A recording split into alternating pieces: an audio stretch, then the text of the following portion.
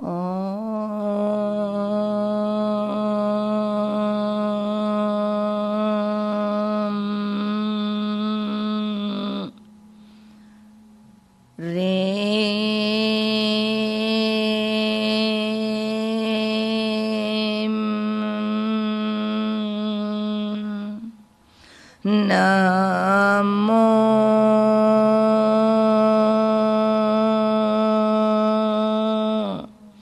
અરહંતાણં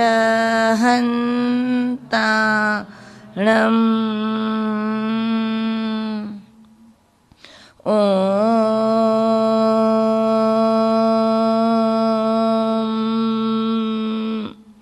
રીમ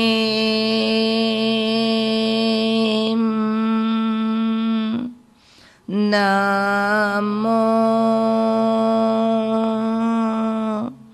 શીતળં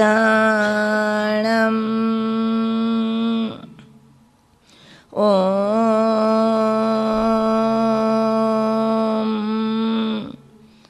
રીમ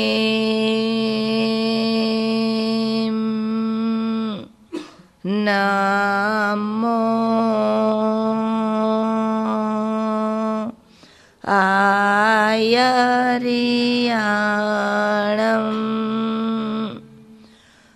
ઓમ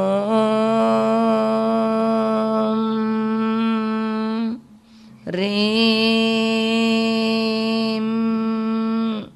નમો ઉવજાયાણં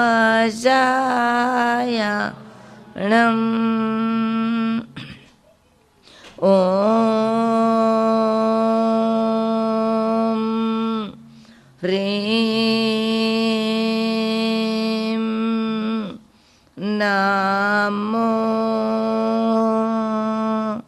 લોએ સવસાણં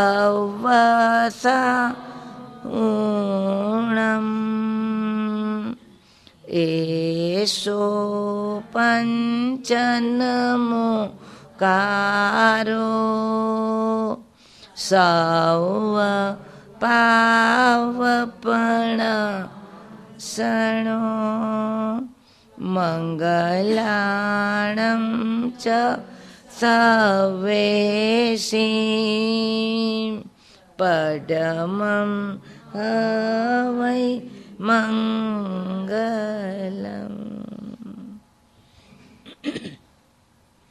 અનંત ઉપકારી ચરમ શાસનપતિ પરમાત્મા મહાવીર સ્વામી આદિ અનંત તીર્થંકરોના ચરણોમાં કોટી કોટી ભાવવંદન. પરમ ઉપકારી ગુરુવર્યોના ચરણોમાં કોટી કોટી ભાવવંદન. પરમ પિતા ચરમ શાસનપતિ સર્વજ્ઞ વિતરાગ એવા પરમાત્મા મહાવીર સ્વામી અને આજ સુધી થઈ ગયેલા, વર્તમાનમાં વિચરી રહેલા અને ભવિષ્યમાં થનારા તમામે તમામ જ્ઞાની પુરુષો આ જગતના જીવોને જે માર્ગ બતાવે છે એ માર્ગ આત્માના એકાંત હિતનો, કલ્યાણનો અને પરમ શ્રેયનો માર્ગ છે. આ સંસાર હંમેશા જીવનને સુખી બનાવવા ઈચ્છે છે. જે સુખ એ જ્ઞાનીની દ્રષ્ટિએ પ્રેયનો માર્ગ છે. પ્રેય એટલે પ્રિય. જીવનમાં મને ને તમને જે પ્રિય છે એ તમામે તમામ અનંતે અનંત જીવોને પ્રિય છે. અને જ્ઞાનીના જ્ઞાનમાં એ દેખાયું છે કે પ્રત્યેક જીવને પ્રિય એ માત્ર પોતાની સાતા અને પોતાનું જીવન છે. એને અનેક શબ્દોમાં કહી શકાય, પણ એને કોન્સન્ટ્રેટ કરીને એક જ શબ્દમાં જો કહેવું હોય તો પ્રત્યેક જીવ સુખને ઈચ્છે છે. સર્વ જીવોને પ્રિય શું છે? સુખ છે. અને અપ્રિય શું છે? દુઃખ છે. પરંતુ જ્ઞાની કહે છે કે જે પ્રિય છે એ શ્રેયસ્કર જ હોય, જે પ્રેય હોય તે શ્રેય જ હોય એવું ઘણીવાર બનતું નથી. કારણ કે મારા ને તમારા જીવનમાં વ્યવહારમાં પણ દેખાય છે કે બાળકને કેન્ડી પ્રિય છે, બાળકને ચોકલેટ પ્રિય છે. અને એ બાળકને સામાન્ય રીતે કેન્ડી આપો તો કશો વાંધો પણ નથી, પરંતુ જ્યારે એ બાળક બીમાર છે, એને ફીવર છે, એને થ્રોટ ઇન્ફેક્શન છે, એને ડૉક્ટરની મનાઈ છે કે અત્યારે એને જો આ કેન્ડી કે આ ચોકલેટ આપવામાં આવશે તો એના દર્દમાં શું થઈ જશે? વધારો થઈ જશે. એ વખતે જેને એની જાણ નથી એવી કોઈ પણ આંટી કે અંકલ કદાચ મળવા આવે તો એ બાળકને પ્રિય એવી કેન્ડીનું બોક્સ લઈને આવે અને બાળકને ખુશ કરવા માટે એ બાળકને આપે પણ. પરંતુ જે માતાને ખબર છે કે બાળકને આ કેન્ડી અત્યારે આપવાથી એ બાળકના આરોગ્યમાં ઘટાડો થશે અને દર્દમાં વધારો થશે, એટલે માતા ત્યારે એ બાળકને અવશ્ય રોકશે. શું કરે રાકેશભાઈ? બાળકને કોઈ આપતું હોય તો વચ્ચેથી માતા પહેલાં તો એને ઈશારો કરશે કે નહીં આપશો, અને છતાં પણ એ ઈશારો અન્ય સમજી ન શકે અને બાળક સુધી કદાચ પહોંચાડી જાય તો એ બાળકને અટકાવશે કે હમણાં તું શું કરીશ? એમાંથી ખાઈશ નહીં. અને બાળક પણ ન સમજે તો આખરે માતા ઉઠીને એ બાળકના હાથમાંથી એ વસ્તુ લઈ પણ લે છે. બરાબર ને? કારણ કે શું બાળકનું પ્રિય કરવું, બાળકને મનગમતું આપવું, બાળકને જે જોઈએ તે ઈચ્છા પૂર્ણ કરવી, એવી ઈચ્છા માતાની નથી હોતી? હોય છે ને? માતા સૌથી વધુ બાળકનું પ્રિય કરનારી હોય છે, પરંતુ જ્યારે માતાને ખબર પડે છે કે જે એને પ્રિય છે, જે એનું પ્રેય છે, એ એનું શ્રેય નથી, એ વખતે પ્રેય અને શ્રેયમાંથી માતા એને શું આપવાનું પસંદ કરે?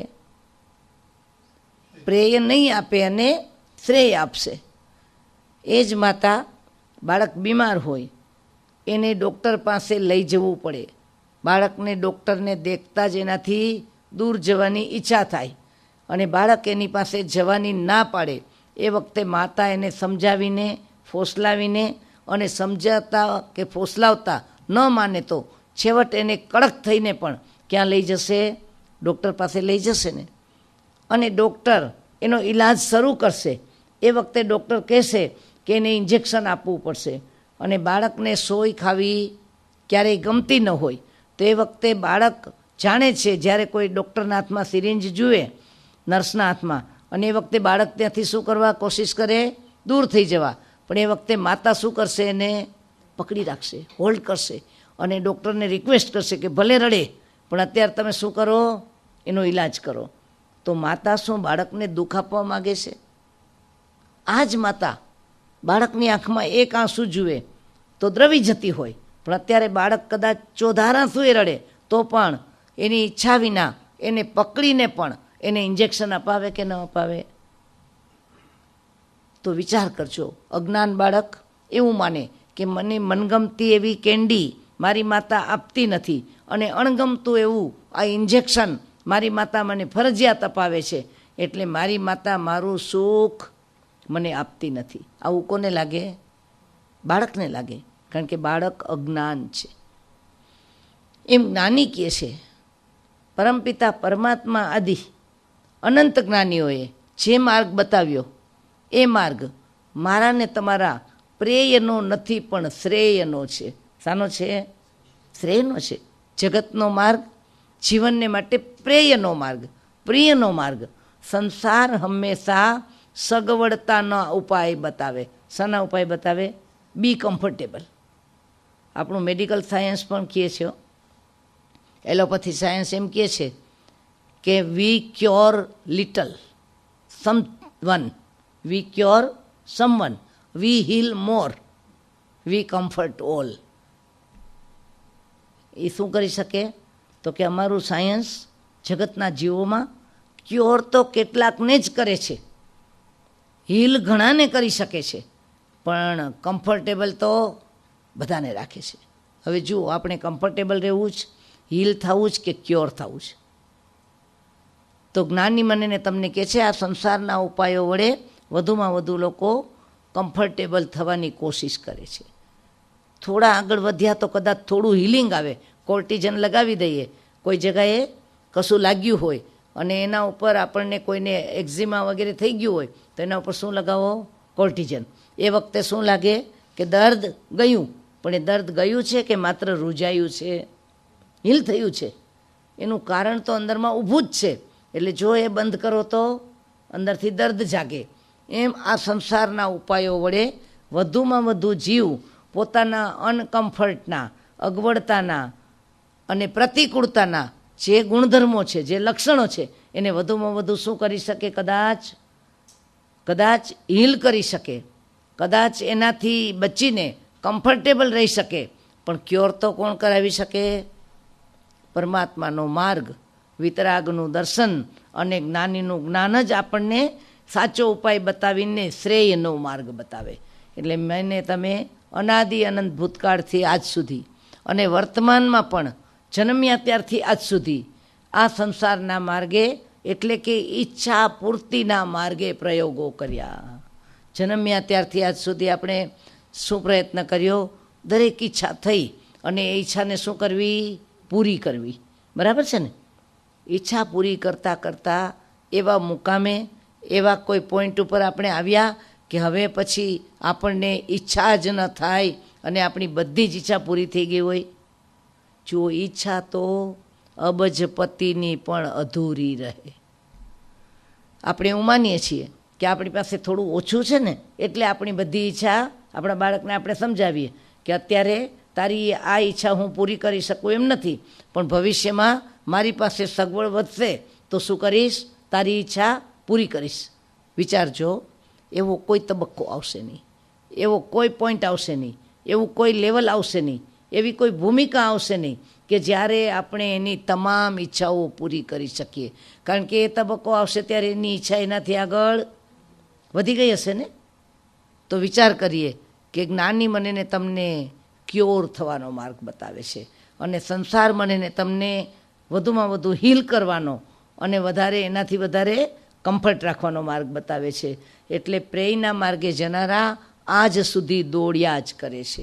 પ્રિયને મેળવવા પાછળ, સગવડતાને મેળવવા પાછળ, અનુકૂળતાને પામવા માટે હજી પણ યુગ સંશોધનો કર્યા કરે છે. આપણને મેક મોર કમ્ફર્ટેબલ. ચાથી માંડીને ચરસ સુધી પહોંચાડી દીધા. ક્યાંથી પહોંચાડ્યા? તાજગી લાવવા માટે, ફ્રેશ થવા માટે ચા આવ્યો અને આપણે સ્વીકારી લીધું અને મનને વધુ ને વધુ તાજગીની જરૂર પડવા માંડી. એટલે ચામાંથી કોકમાં ગયા. શેમાં ગયા? પેપ્સીમાં ગયા.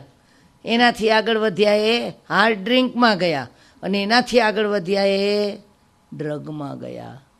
જો, અને છતાં પણ મનને પૂર્ણ રીતે જોઈએ તે મળી ગયું. હજી વધુ, હજી વધુ, હજી વધુ એની ભૂખમાં આ 7 અબજની માનવજાત સવારથી રાત સુધી પાગલ બનીને દોડે છે. ક્યારેક આપણે ફ્લાઇટમાં હોઈએ ને, નીચે નજર કરીએ, વચ્ચે જેટલા શહેર આવે, જેટલા પણ માનવ વસ્તી ધરાવતા સ્થાનો આવે, એ બધામાં એક વણઝાર દોડતી દેખાય. શું દેખાય? ગાડીઓના કાફલા ને કાફલા ચાલ્યા જતા હોય. ક્યાં જાય છે બધા? શું કરવા જાય છે? આપણે સવારથી માંડીને રાત સુધી મથીએ છીએ.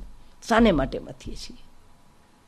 જ્ઞાની કહે છે આ ઈચ્છા પૂર્તિ એ ક્યારેય પણ આપણને મુકામ ઉપર નહીં પહોંચાડી શકે. ઈચ્છા પૂર્તિ એ શક્ય જ નથી. ઈચ્છા અનંત છે અને પરમાત્મા એને કેટલી કીધી છે? આકાશ સમા અનંતયા. ઈચ્છા આકાશ જેવી છે, એને કોઈ અંત નથી. આપણી જરૂરિયાત છે ને, આપણી જરૂરિયાત એ આપણા ઘરની છત જેવી છે કે જેને એક અંત આવી શકે. કોઈ પણ ઘર ગમે એટલું મોટું હોય તો પણ એને કિનારો, છેડો, એન્ડ હોય.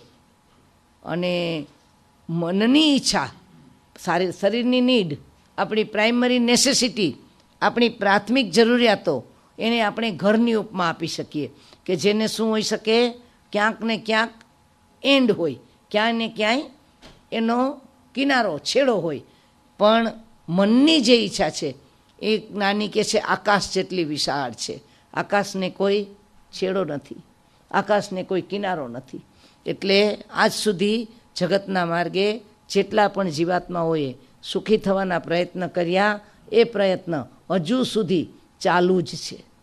પરંતુ જ્ઞાનના માર્ગે, જ્ઞાનીના માર્ગે વિતરાગના દર્શનથી અને પરમાત્માના માર્ગદર્શનથી જે જીવાત્માએ પ્રયત્ન શરૂ કર્યા એ પ્રયત્નમાં એણે અવશ્ય ઈચ્છા નાશ કરીને સુખની પ્રાપ્તિ કરી છે. ચાહ ગઈ ચિંતા ગઈ, મનડા ભયા બે પરવાહ, જિનકો કુછ ન ચાહીએ વો સાહો કે સાહ. આ જગતમાં શાહનો શાહ, શહેનશાહ કોણ છે? જેને માગવાનું છે ને એ તો ભિખારી કહેવાય. શું કહેવાય? ભિખારી કહેવાય. એકવાર એક સંતને કોઈ સોનામોર દાનમાં આપી અને એ દાનમાં મળેલી સોનામોર સંતે માત્ર નજર કરી અને પોતાના શિષ્યને કહ્યું કે આ સોનામોર તું કોઈ ભિખારીને આપી દેજે. કોને આપવાનું કીધું? કોઈ ભિખારીને આપી દેજે. એ દરમિયાન એક રાજાની સવારી ત્યાંથી નીકળી એટલે પેલો શિષ્ય જલ્દીથી દોડ્યો અને રાજાની સવારીમાં એનો જે રથ ચાલતો હતો એ રથ પાસે જઈને ઊભો રહ્યો અને રાજાને કહે છે કે રાજાજી લો. રાજાએ સાંભળ્યું હતું કે જે ગુરુ બોલ્યા હતા એ મોટેથી બોલ્યા હતા કે આ સોનામોર કોઈ ભિખારીને આપી દે છે. અને આણે કોને આપી? રાજાને આપી. રાજાનું મગજ છટકે કે ના છટકે? આપણે જતા હોય ને આપણે આ સાંભળીએ કે આણે કીધું છે કે કોઈ ભિખારીને આપી દે છે તો આપણે કહીશું હું ભિખારી છું? તરત જ પ્રશ્ન કરીએ કે ન કરીએ? બીજાને પ્રશ્ન કરી શકીએ. જ્ઞાની કે છે અંતરાત્માને પ્રશ્ન કર, ક્યાંથી ભીખ માગ્યા વિના પાછા આવ્યા? જન્મ્યા ત્યારથી આજ સુધી ભીખ માગવા સિવાય કર્યું છે શું? આપણા જિનાલયમાં પરમાત્માજી બિરાજશે અને સાથે કોણ બિરાજિત થશે? દેવી દેવતા. અને પરમાત્માજીની સંખ્યા કેટલી, દેવી દેવતાની સંખ્યા કેટલી? પરમાત્માજીની ભક્તિ કરનારા ભક્તોની સંખ્યા કેટલી અને દેવી દેવતાની ભક્તિ કરનારાની સંખ્યા કેટલી? વિચાર કરજો. એક જ પ્રિમાઇસીસમાં બંને બિરાજી. જો હું દેવી દેવતાની અસાધના કરવાનું નથી કહેતી તમને. કોઈ પણ દેવી દેવતાને એના સ્થાન છે, એમના સ્થાને બિરાજિત છે. એ શાસન રક્ષક દેવ હોય, એ શાસનની રક્ષા પણ કરે છે. પરંતુ મારે ને તમારે જે માગવાનું છે એમાં શું તફાવત છે? આપણે કઈ અપેક્ષાએ જોવાનું છે કે આપણે જ્યાં જઈએ ત્યાં શાને માટે જઈએ છીએ?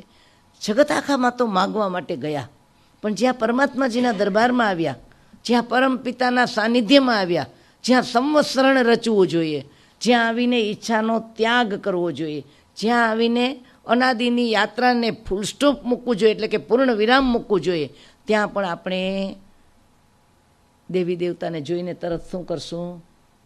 મારી આ ઈચ્છા પૂરી કરો ને મારી આ ઈચ્છા પૂરી કરો. એવું બને કે ના બને કે ઘંટાકર્ણજી ગયા હોઈએ મહુડી અને ભગવાનના દર્શન કર્યા વિના માત્ર ઘંટાકર્ણજીના દર્શન કરીને થાળ ધરાવીને પ્રસાદ ખાઈને પકવાનની થાળી ખાલી કરીને બહાર નીકળી ગયા હોય એવા ભક્તો હશે કે નહીં હોય દુનિયામાં? વિચાર કરજો. જુઓ, એમાં ઘંટાકર્ણ દાદાને પગે ન લાગવું એ કહેવાનો મારો અહીંયા આશય નથી. મારું શું કહેવાનું છે કે આપણે જ્યાં પરમ તત્વને પામવાના છે એ સ્થાનમાં જઈને પણ આપણે તો આપણા ભિખારી વેળા છોડ્યા નથી. આજે નાકોડાજી ભૈરવજી એમનું ઘી અને પરમાત્મા નાકોડાજી પાર્શ્વનાથજી એમનું ઘી બોલાય ત્યારે વધુ ઘી કોનું બોલાયું છે? કોનું બોલાય છે? ભૈરવજીનું. જો ઘી ગમે એટલું બોલો, દાન તો તીર્થમાં જ જવાનું છે, પણ આપણી માગણીનું પાત્ર કોના તરફ લંબાયું છે આપણે એ જોવાનું છે. કે જે સ્થાનમાં તરીને બહાર નીકળવું છે, જે સ્થાનમાં પામીને બહાર નીકળવું છે, જે સ્થાનમાં છોડીને નીકળવું છે, ત્યાં પણ આપણે તો શું રહ્યા? ભિખારીના ભિખારી રહ્યા. તો કોણ માર્ગદર્શન કરાવશે? જગત ભાન ભૂલ્યું છે. આજે ધર્મમાં પણ અનેક પ્રકારની આરંભ સમારંભની ક્રિયા અને અનેક પ્રકારના બાહ્ય અને અનેક પ્રકારના જેને ભૌતિક કહી શકાય અથવા તો દ્રવ્ય કહી શકાય એવા ક્રિયાકાંડો ઘણા જ વધવા માંડ્યા છે. આપણે સંસારના વરઘોડા ઘણા કાઢીએ. એક વખત એક ગુરુ ભગવંત જ કહેતા હતા કે સંસારીઓ જીવનમાં એકવાર વરઘોડે ચડે છે. કેટલી વાર ચડે? પરણવા જાય જાનમાં ત્યારે વરઘોડે ચડે છે. અને અમારા ભક્તો આખી જિંદગીમાં કેટલી વાર વરઘોડે ચડે છે? જેટલી વાર ઘી બોલીનો લાભ લીધો હોય અને વરઘોડે ચડાવે તો એકવાર વરઘોડે ચડી લીધા પછી કોઈએ સ્વેચ્છાએ એવું કીધું કે આ વખતે ભલે મને બોલી મળી છે, ભલે મને એનો અધિકાર મળ્યો છે, પણ હવે મારે હાથીની અંબાડીએ નથી બેસવું. જેની જિંદગીમાં કદી પણ હાથીની અંબાડીએ બેસવાની ગુંજાઈશ નથી, એટલે કે જે દાન કરી શકે એવો નથી, એવો કોઈ સાચો જ્ઞાની, કોઈ સાચો તપસ્વી, કોઈ સાચો ભક્ત જે મારા સંઘમાં હોય એને હું આનો લાભ આપું છું, એવી વાત કરી. તો ત્યાં આપણે કઈ ઈચ્છા પૂરી કરીએ છીએ?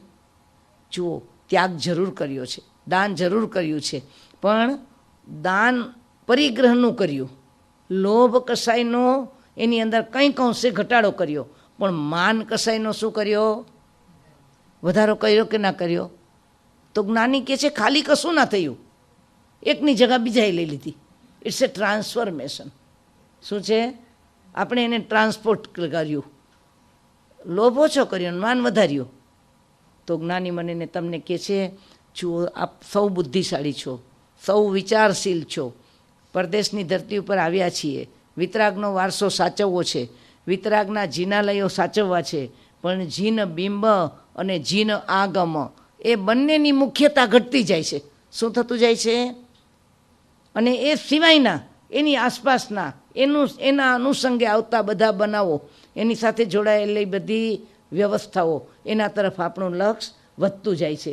એટલે ખૂબ વિવેકપૂર્વક અનાદિ અનંત ભૂતકાળમાં જે નથી પામ્યા એવું વીર વિતરાગનું નિર્દોષ, નિરારંભી, અસાવદ્ય અને પૂર્ણ પાવન પવિત્ર એવું જીન શાસન મળ્યા પછી જો આપણે વિવેક નહીં રાખીએ તો એના નિમિત્તે પણ આપણે શું કરશું? પાછા ડૂબવા માંડશું. એટલે પેલો રાજા એકદમ અકળાઈ ગયો અને કહે છે કે શું હું ભિખારી છું? ત્યારે પેલો શિષ્ય કહે છે ખબર નહીં, મારા ગુરુની આજ્ઞા હતી કે કોઈ ભિખારીને આપી દે. પણ આપ જઈ રહ્યા છો ક્યાં? રાજાને પૂછે છે, આપ ક્યાં જઈ રહ્યા છો? તો રાજા કે હું યુદ્ધે જઈ રહ્યો છું. યુદ્ધ કરીને શું મેળવવું છે? તો કે હું સામ્રાજ્યવાદી છું, મારું નાનું એવું રાજ્ય મને તૃપ્તિ આપી ન શકે, મારી તાકાત તો આખા પૃથ્વીના રાજા થવાની છે. મારું બળ, મારું શૌર્ય, મારું વીર્ય મને લલકારે છે કે તારી તાકાતને આપણે બધા કહીએ ને કે આ તો શું કરીએ છીએ, અમારું કેપેસિટી, અમારી એબિલિટી એને અમે બહાર લાવીએ છીએ. અમારામાં આટલી બધી શક્તિ પડી છે ને આ કન્ટ્રી તો ઓપોર્ચ્યુનિટીનો કન્ટ્રી છે, એટલે અહીંયા તો હંમેશા તક આવીને ઊભી રહીએ. તો આપણને તકને ઝીલતા રેસમાં ઉતરેલો ઘોડો કોઈ દી જોયો છે? રેસમાં જે રિંગમાં આવી ગયો એ ઘોડો પછી ઊભો રહી શકે? એકવાર રેસમાં ઉતરી ગયો ને પછી એને સતત દોડ્યા જ કરવું પડે, દોડ્યા જ કરવું પડે. હું ને તમે રેસમાં ઉતર્યા છીએ. જીવનને આપણે જૈન કુળમાં જન્મવા છતાં એક મુકામ નથી આપ્યો. જૈન જગતથી જુદો હોય, આખું કાગડાનું ટોળું હોય ને એમાં એક હંસ આવી જાય તે બધાથી જુદો પડી જાય કે ન પડી જાય? પણ આપણે તો કાગડાના ટોળામાં હંસ બનીને નથી જીવી શકતા. આપણે આપણું લેવલ નીચે ઉતારી રહ્યા છીએ. જુઓ, ખૂબ સાવધાનીનો યુગ છે. જ્ઞાની મને તમને કહે છે આપણે ત્યાં પરમાત્મા બિરાજિત થવાના છે.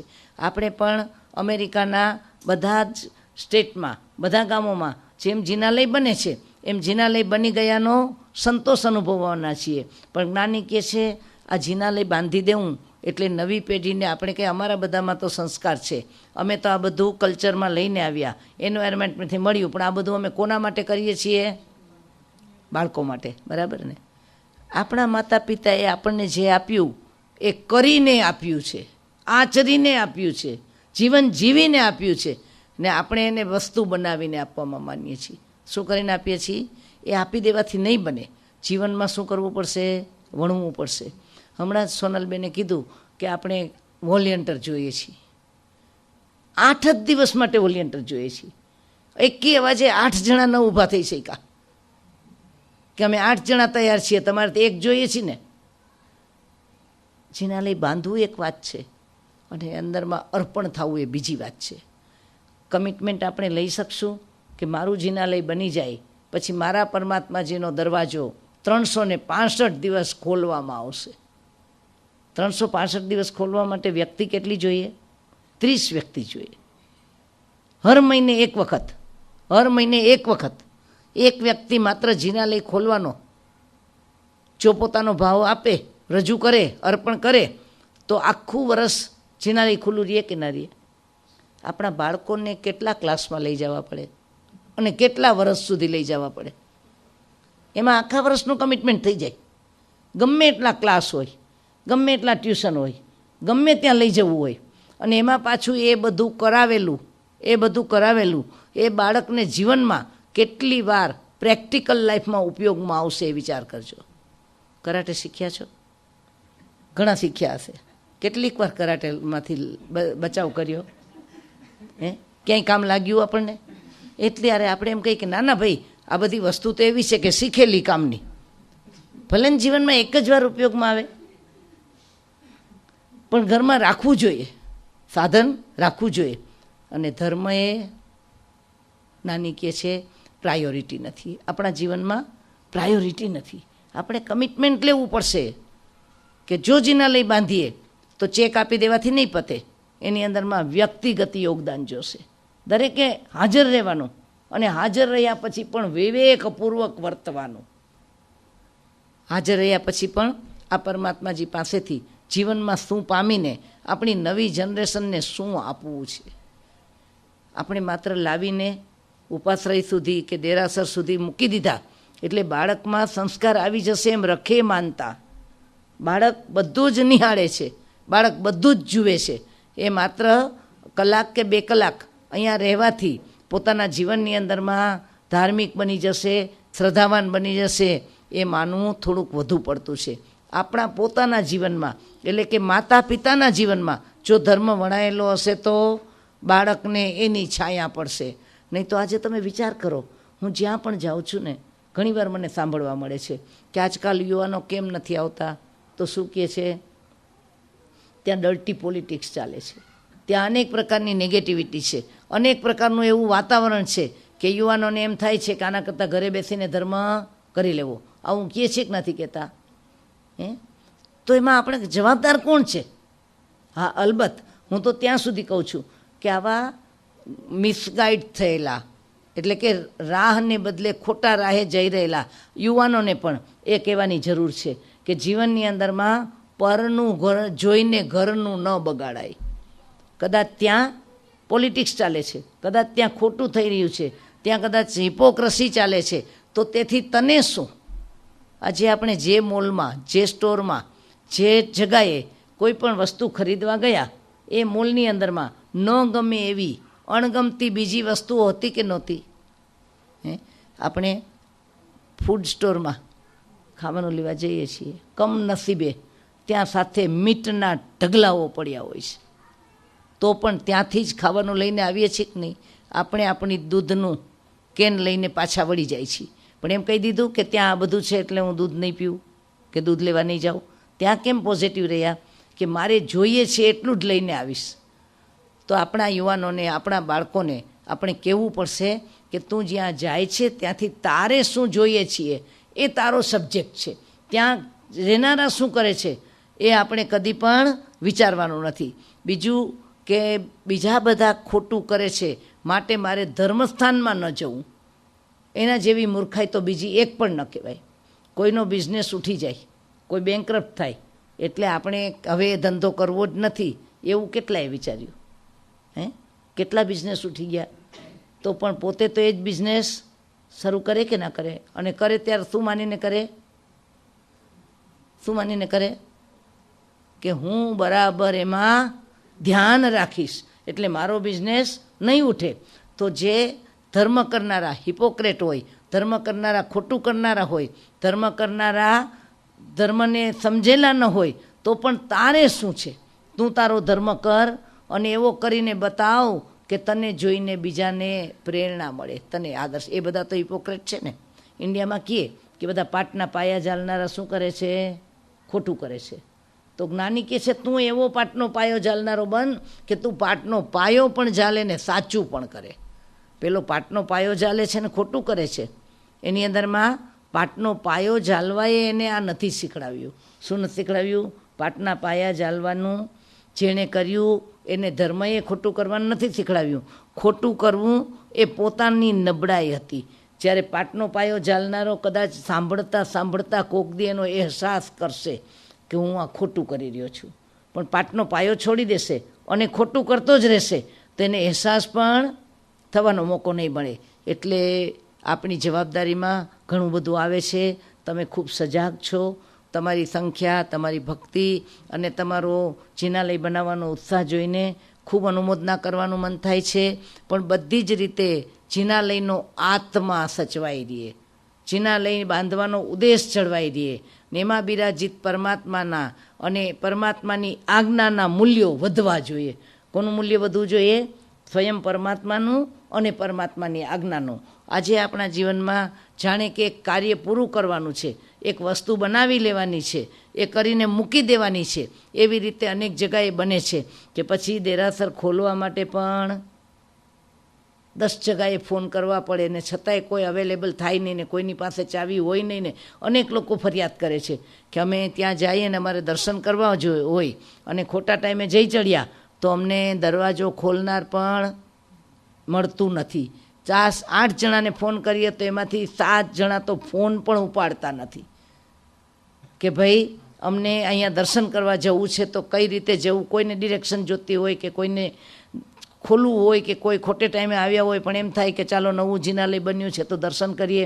આ બધા પ્રશ્નો આપણને જાગૃત રાખવા માટે છે. એટલે પરમાત્માને જાણીને આપણે જીવનની અંદરથી ભિખારી મટવું છે. પરમાત્માએ આપણને શેનો રાહ બતાવ્યો? પેલો રાજા સામ્રાજ્યવાદી હતો, એ મોટા સામ્રાજ્યની ભીખ લેવા જતો હતો. શેની ભીખ લેવા જતો હતો? નાનું રાજ્ય, જેમ આપણને નાનું ઘર ઓછું પડે એટલે આપણે શું કરવું હોય? મોટું ઘર જોતું હોય. અને મોટું ઘર પણ હવે જૂનું થઈ ગયું એટલે નવું જોઈતું હોય. નવું પણ પાછું ચડિયાતું જોઈતું હોય. માત્ર નવું ન ચાલે. ગાડી જૂની હોય તો ગાડી નવી જોઈએ, નવી હોય તો પણ ગાડી કેવી જોઈએ? પાડોશી કરતાં, ફ્રેન્ડ કરતાં, મિત્ર કરતાં, બધા કરતાં ચડિયાતી જોઈએ. એટલે આપણું ભીખનું પાત્ર હંમેશા શું બનતું જાય છે? મોટું ને મોટું થતું જાય છે. તો મને ને તમને પરમાત્મા જે માર્ગ બતાવે છે એ ઈચ્છા નાશનો માર્ગ છે, કરતા બુદ્ધિનો નાશનો માર્ગ છે. આજ સુધી હું કરું એ જ અજ્ઞાનતા, સકટનો ભાર જેમ શ્વાન તાણે. હું કરી લઉં, આ જગતમાં હું બધું જ કરી શકું છું એવું મિથ્યા ભાન રાખીને આપણે મથ્યા છીએ. તો પરમાત્મા મને ને તમને આ અજ્ઞાન છોડાવીને કરતાપણું માત્ર તારું તારા આત્મામાં ચાલે. કરતાપણું ક્યાં ચાલે? સ્વદ્રવ્યમાં ચાલે, પોતાના કાર્યક્ષેત્રમાં ચાલે. પરદ્રવ્યમાં તારી સત્તા નીલ છે, નીલ. પરમાત્માએ શું બતાવ્યું કે આ સંસારમાં તું બીજાને માટે કશું ના કરી શકે અને જગતમાં તને જે દેખાય છે ને કે તે બીજા માટે કર્યું, એ તે બીજા માટે કર્યું નથી. એની લાભાંતરાય તૂટી હતી. એને મળવાનો, પામવાનો ને મેળવવાનો યોગ હતો. એના પુણ્યમાં એટલો ઉદય નજીક આવ્યો હતો તો તું એનું કરી શક્યો, નહીં તો તું એનું કરી ન શકે. એટલે એમાં કરતાં પણ તારું કામ નથી આવ્યું, પણ એના પુણ્યનો યોગ આવ્યો તો તું નિમિત્ત બન્યો છે. એટલે હું ને તમે જો કરતાપણાનો છોડ્યા વિના જગતની અંદર કાંઈ પણ કરશું તો આપણા પ્રયત્નો એ મિથ્યા પ્રયત્ન બનીને આપણો અહમ લાવનારા અને ક્યારેક તો આપણને ડૂબાડનારા પણ બની રહેવાના છે. અહીં આ રાજાને ભિખારી ગણાવીને જે શિષ્યએ સોનામોરનું દાન કર્યું એ ખરેખર તો આપણને જાગૃત કરે છે કે જો એક રાજા ભિખારી હોય તો આપણે બધા કઈ કક્ષામાં છીએ? ભિખારીની કક્ષામાં જ છીએ. એટલે હવે આપણે મહાવીરના શરણે, વિતરાગના ચરણે આવ્યા અને પરમાત્માના આગમો આપણને મળ્યા. તો એ આગમ વડે આપણે પરમાત્માના માર્ગને અનુસરવાનો છે. જુઓ, પરમાત્મા મહાવીર સ્વામીને પોતાના અનુયાયીનો જરા પણ મોહ નહોતો. એને પગમાં બેસનારા ભક્તો જોઈતા જ નથી. પરમાત્માને ભક્તની કોઈ કમી નહોતી, પણ પરમાત્માએ ભક્ત વધારવા માટે કદી ધર્મ સ્થાપ્યો નથી. પરમાત્માનો ધર્મ દરેક આત્માને મહાવીર બનવાનો પડકાર કરે છે. શું કરે છે? પરમાત્માને માર્ગે ચાલે એ પરમાત્મા જ બને, એટલે કે પરમાત્માની બાજુમાં બેસનારો બને. બીજે બધે પરમાત્મા હંમેશા પરમાત્મા રહીએ અને ભક્ત હંમેશા શું માગે? ભક્તિ માગે. ત્યારે જ્ઞાની કહે છે કે મને એવા ભક્તો નથી જોતા કે જે 4 ગતિમાં ભટક્યા કરે અને મારી ભક્તિ કર્યા કરે. અરે પરમાત્માનું શાસન તો એવું છે, એકવાર માત્ર હકાર કર્યો, તહત પ્રમાણ પ્રભુજી. શું કીધું? આપ જે કહો છો તે પ્રમાણભૂત છે, આપ જે કહો છો તે સત્ય છે, આપે જેવું જગત બતાવ્યું એવું જ છે. કેટલો સ્વીકાર કરવાનો છે? માત્ર પરમાત્માએ આ લોકનું સ્વરૂપ જેવું બતાવ્યું, દેવગુરુને ધર્મનું સ્વરૂપ જેવું બતાવ્યું, નવ તત્વનું સ્વરૂપ જેવું બતાવ્યું, એમાં કશું લેવાનું નથી, કશું છોડવાનું નથી, માત્ર એટલું સ્વીકારવાનું છે કે પરમાત્મા આપે જે કહ્યું તે યથાર્થ છે. અને આટલું કહેનારો, આટલું સ્વીકારનારો પરમાત્મા બન્યા વિના રહે જ નહીં. આ પરમાત્માનું બોન્ડ છે. ત્યાગની, છોડવાની, વૈરાગ્યની, કોઈ પણ પ્રકારની એક પણ ક્રિયા કર્યા વિના માત્ર એટલું આપણે આ ભવમાં ન કરી શકીએ કે પરમાત્માએ જે કહ્યું તે તેમ જ છે, જેવું કહ્યું એવું જ છે. પણ ના, આપણી બુદ્ધિ તો અંદરથી કેટલા બધા એક્સક્યુઝ કાઢ્યો. એમ તો ભગવાને કીધું છે, પણ કોને ખબર? એ તો ચોથા આરાની વાત હતી. 5મા આરામાં આવું બનતું હશે? આવો પ્રશ્ન મનમાં કોઈ વાર થાય છે? તો જ્ઞાની કહે છે વિચાર કરજો, જેને 5મો આરો ન દેખાતો હોય એને સર્વજ્ઞ કેમ કહેવાય? માત્ર ચોથા આરાની વાત ભગવાન કરે. દ્રવ્ય ક્ષેત્ર કાળ ભાવની અનંત પર્યાયને એકી સામટી એક જ સમયમાં દેખનારા વિતરાગ પરમાત્મા સર્વજ્ઞ છે. એને વિતરાગ હોવાને કારણે અતિશયોક્તિ, ઓછું અધિક વિપરીત કશું કર્યું નથી. અને આવી વાણી જેમાં સંકલિત છે એને આપણે આગમ કહીએ છીએ. એવા આગમમાં આપણે જેની વાત કરી રહ્યા છીએ એ ઉત્તરાધ્યયનજી આગમ પરમાત્માની અંતિમ દેશના છે. પરમાત્મા નિર્વાણ પામતા પહેલાં પાવાપુરીમાં જ્યારે બિરાજી જતા ત્યારે 16 પ્રહર સુધી અખંડપણે પરમાત્માએ જે વાણી વહાવી અને એ જ વાણીને આપણે ઉત્તરાધ્યયનજી આગમમાં ગ્રંથસ્થ કરી છે. પહેલાં હતી કંઠસ્થ અને પછી કરવામાં આવી ગ્રંથસ્થ. હવે આપણે કરવાની છે હૃદયસ્થ. ક્યાં કરવાની છે? કાનમાંથી આવી અને કાનથી ચાલી જાય. પેલા રાજાના દરબારમાં એક કારીગર આવેલો પોતાની કલાકૃતિ વેચવા માટે, અને એ કલાકૃતિ લઈને આવનારો મહાન શિલ્પી 3 એવી પૂતળીઓ લાવ્યો હતો. 3 સુંદરી સ્ત્રીઓની આકૃતિ જેણે શિલ્પમાં કંડારી હતી એ લાવીને એણે રાજા પાસે વેચવા મૂકી. રાજાએ એનું મૂલ્ય પૂછ્યું ત્યારે પહેલાં એ આશ્ચર્યજનક એની મૂલવણી કરી. રાજાને કહેવામાં આવ્યું કે રાજાજી, આ 3 પૂતળીમાં એક પૂતળીની કિંમત 1 રૂપિયો છે, એ વખતનું જે ચલણ હતું તે, અને બીજી પૂતળીની કિંમત 1 સોનામોર છે, અને ત્રીજી પૂતળીની કિંમત 100 સોનામોર છે. શું કીધું?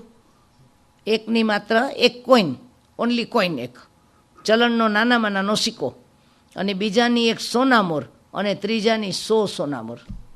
આટલી નાની 3 પૂતળીઓ છે. સુંદર છે, આકર્ષક છે, એક જ પદાર્થમાંથી બનેલી છે, એક જ માપની છે, લાઈક વન મોલ્ડ, એક જ મોલ્ડમાં નાખેલી એવી 3 પૂતળીઓ છે.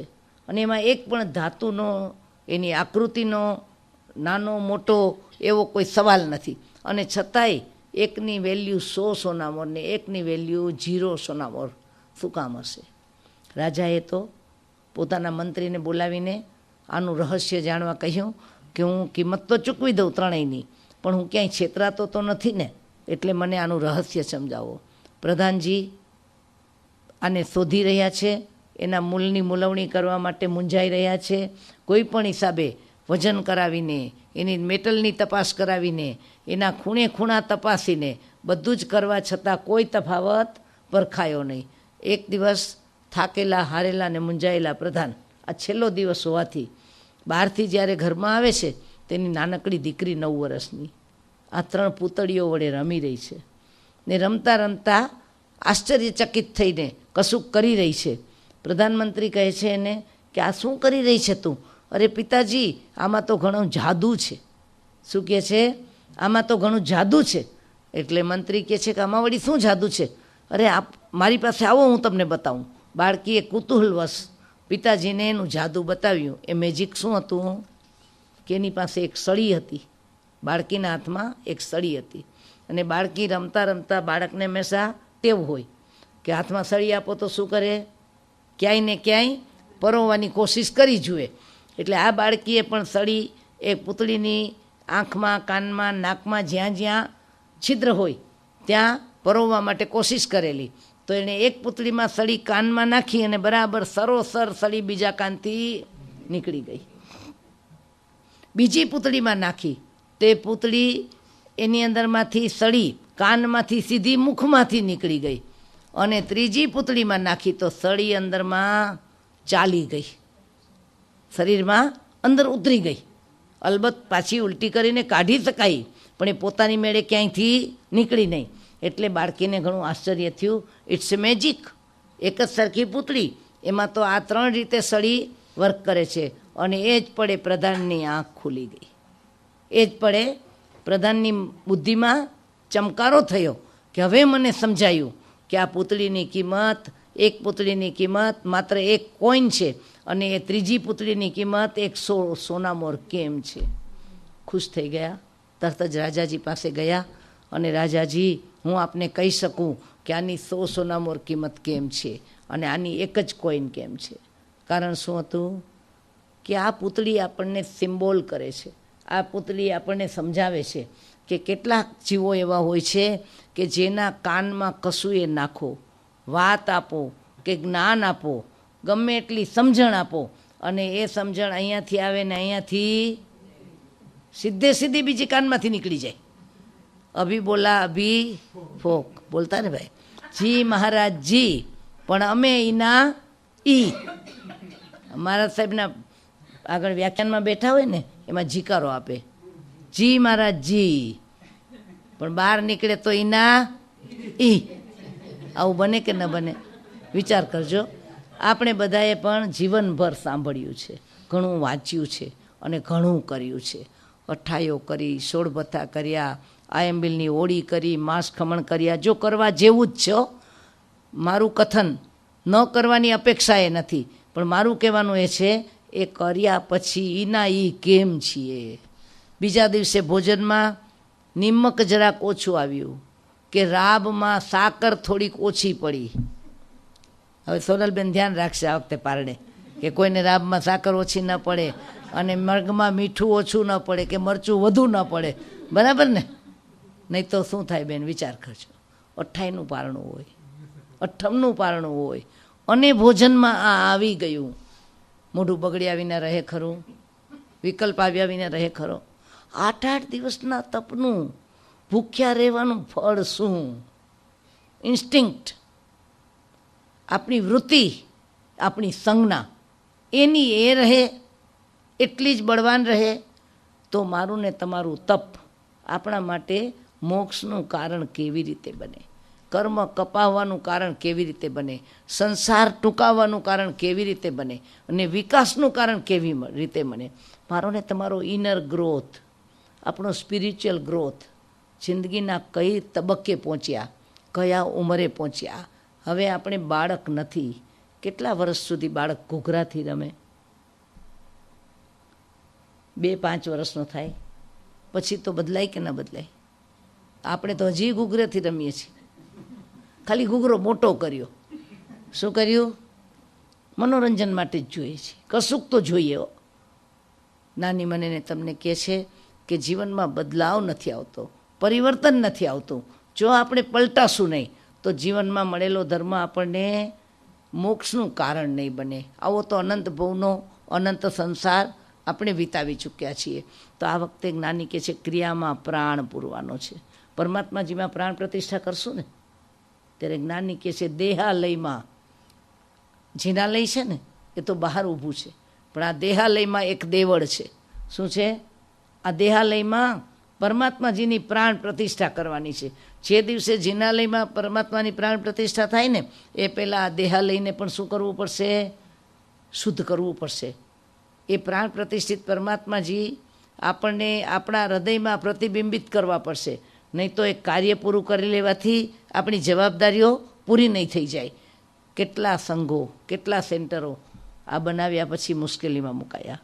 એમ્બિશિયસ બનીને ખૂબ મોટું થઈ ગયું અને સમય સંજોગોના દબાણ વધ્યા અને કાર્ય પૂર્ણાહુતિમાં વિલંબ થવા માંડ્યો અને કદાચ ખેંચી ખૂંચીને પૂરું કરી નાખ્યું તો પછી નીંદર આમ થઈ.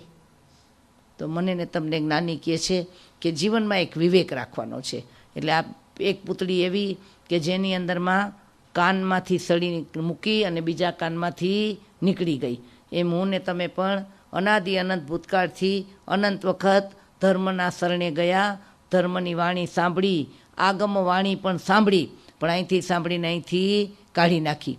અને બીજી પૂતળી કે જેના કાનમાંથી સળી ગઈ ને મુખમાંથી નીકળી, પર્સનાલિટી ડેવલપમેન્ટ. ધર્મ થોડોક તો જાણવો જોઈએ હો. બધા ચર્ચા કરતા હોય તો આપણે પણ એમાં પાર્ટિસિપેટ કરી શકીએ. શું કરી શકીએ? આજકાલ આધ્યાત્મિકતા પણ ફેશન બનીને આવી છે. તમે કયા ગ્રુપમાં છો? વિચાર કરજો. મહાવીરને ગ્રુપમાં મૂકી દીધા આપણે. તમે સ્થાનકવાસી કે તમે દેરાવાસી? તમે દિગંબર કે તમે શ્વેતાંબર? What you mean? નાની કહે છે જો આ ઉંમરે ને આ તબક્કે અને આ અમેરિકાની ધરતી ઉપર હજુ આ જ પ્રશ્નો હોય તો આપણે વિકાસ ક્યાં કર્યો? શા માટે દિગંબર પૂજા અને શા માટે શ્વેતાંબર પૂજા? ભગવાનની પૂજા શબ્દ કેમ નહીં? દિગંબર પરંપરા પ્રમાણે એ વિધિ પ્રમાણે પૂજા છે, પણ પૂજા તો પરમાત્માની છે. શ્વેતાંબર પરંપરા વડે પૂજા છે, પણ પૂજા તો પરમાત્માની છે. સ્થાનકવાસી વિધિ પ્રમાણે પ્રતિક્રમણ છે, પણ છે પ્રતિક્રમણ તો આત્માની આલોચના છે. ત્યારે આપણે ત્યાં તમે જવાના છો? અમે તેમાં ન જાય. નાની કે વિચાર તો કર, ક્યાં ઊભા છીએ આપણે? શા માટે જૈન નથી બની શકતા? આ દ્રષ્ટિ રાગ મને ને તમને ક્યાં લઈ જશે?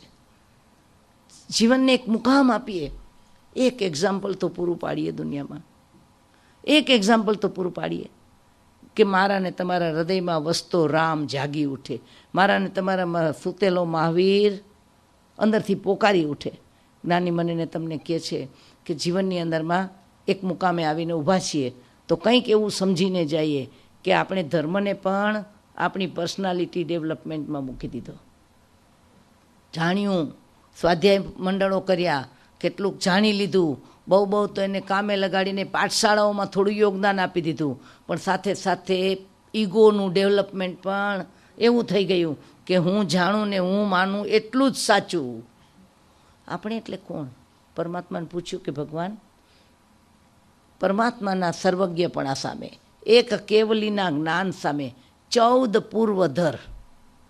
પૂર્વધર જેનું જ્ઞાન એટલે કીધું છે ને કે એક હાથીની અંબાડી એના જેટલો શાહીનો ઢગલો કરવામાં આવે, શાહીનો ઢગલો, કોરી શાહીનો, એમાંથી લિક્વિડ શાહી કરવામાં આવે ને એ બધી જ શાહી વડે ગ્રંથ રચવામાં આવે, એ બધું જ રચાઈ જાય તો પણ એક પૂર્વનું જ્ઞાન ન થાય. એમાં લખેલું બધું એક માણસને આવડી જાય તો પણ એ એક પૂર્વનું જ્ઞાન ન કહેવાય. એવા 14 પૂર્વનું જ્ઞાન જેણે કર્યું છે એવો 14 પૂર્વધર લગભગ શ્રુત કેવલી કહેવાય. એને કેવો કહેવાય? એનું જ્ઞાન પરમાત્મા કેવડીના જ્ઞાન પાસે કેટલું? અને પરમાત્માનો જવાબ હતો કે આખા મહાસ્વયંભૂ રમણ સમુદ્રને કાંઠે બેઠેલી એક ચકલીની ચાંચમાં સમાય એનાથી પણ ઓછું. એક બાજુ મહાસ્વયંભૂ રમણ સમુદ્રનું પાણી અને બીજી બાજુ એક ચકલી ત્યાં કિનારે બેઠીને પોતાની ચાંચ બોળીને ચાંચમાં પાણી સમાવે, એ પાણીની સામે સમુદ્રનું પાણી કેટલું? એનાથી પણ ઓછું 14 પૂર્વીનું જ્ઞાન. તો આપણું જ્ઞાન કેટલું?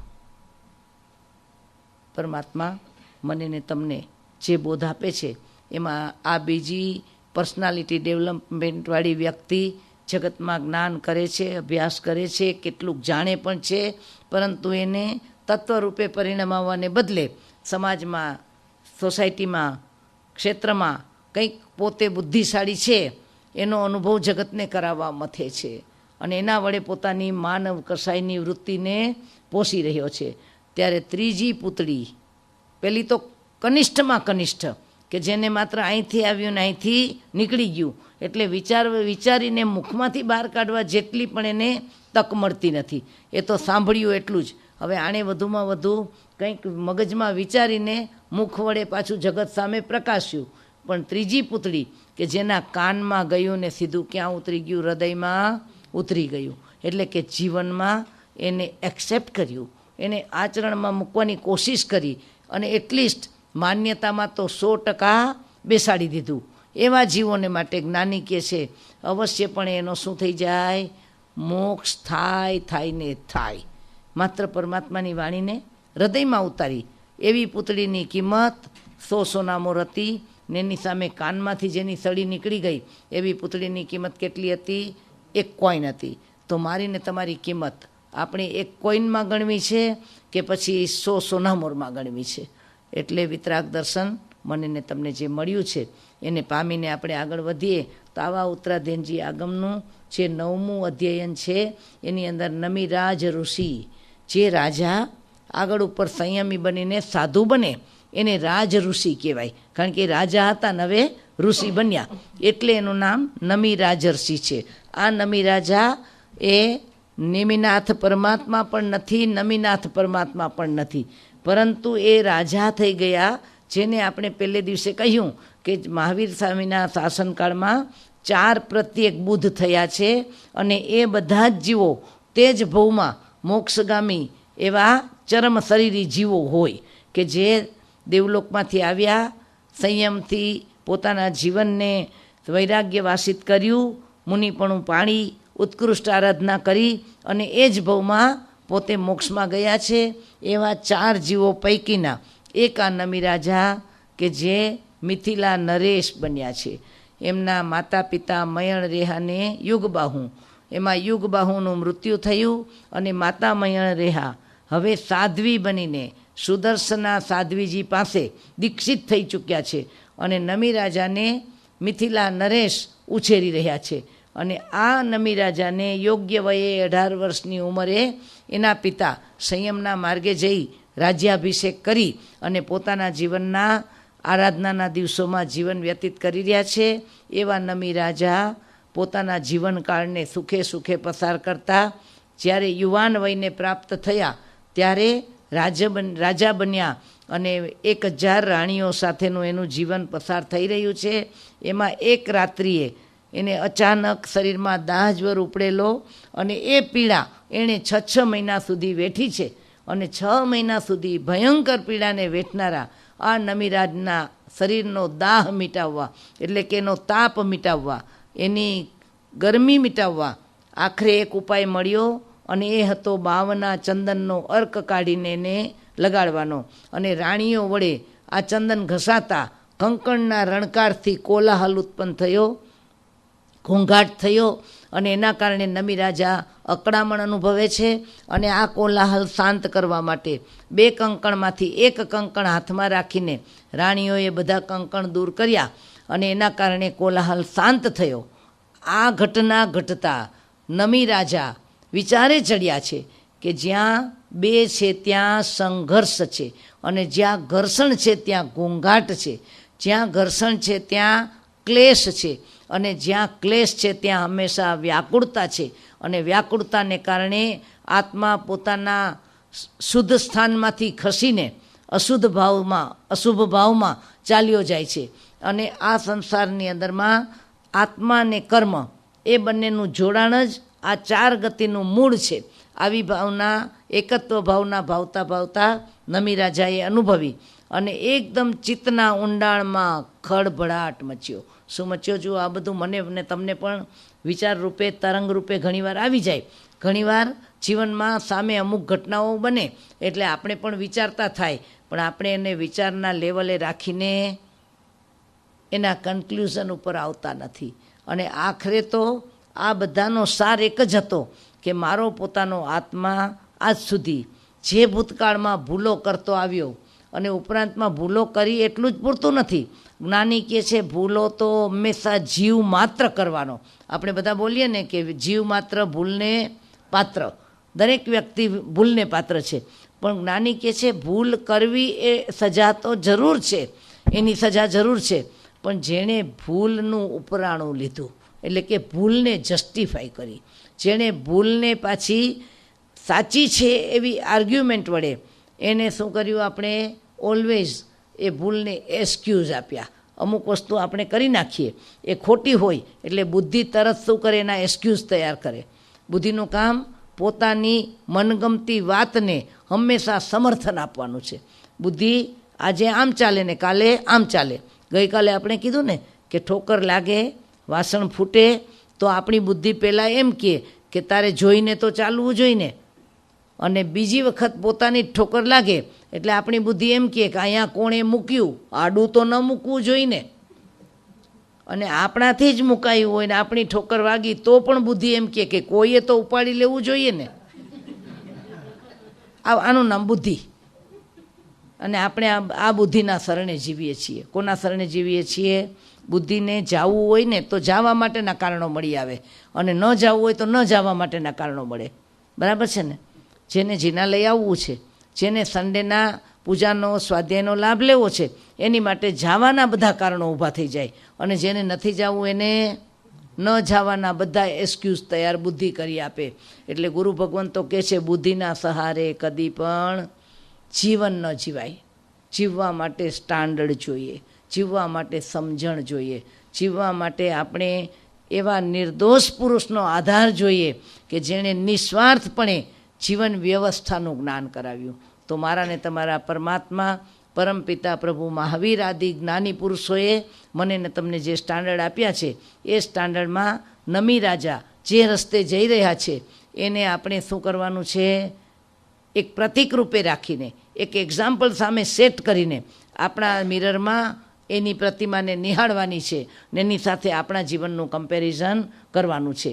આવા નમી રાજા પોતાના જીવનમાં વૈરાગ્યનો બોધ પામીને એ જ પડે નિર્ણય કરે છે કે હવે હું આ સંસારમાં મારા આત્માને આવા અનંત દુઃખોની પરંપરામાં ખેંચી જનારા એવા અજ્ઞાનમાંથી બહાર નીકળીને હવે હું આ સંસારમાં એક પણ પાપ કરવા માટે તૈયાર નથી.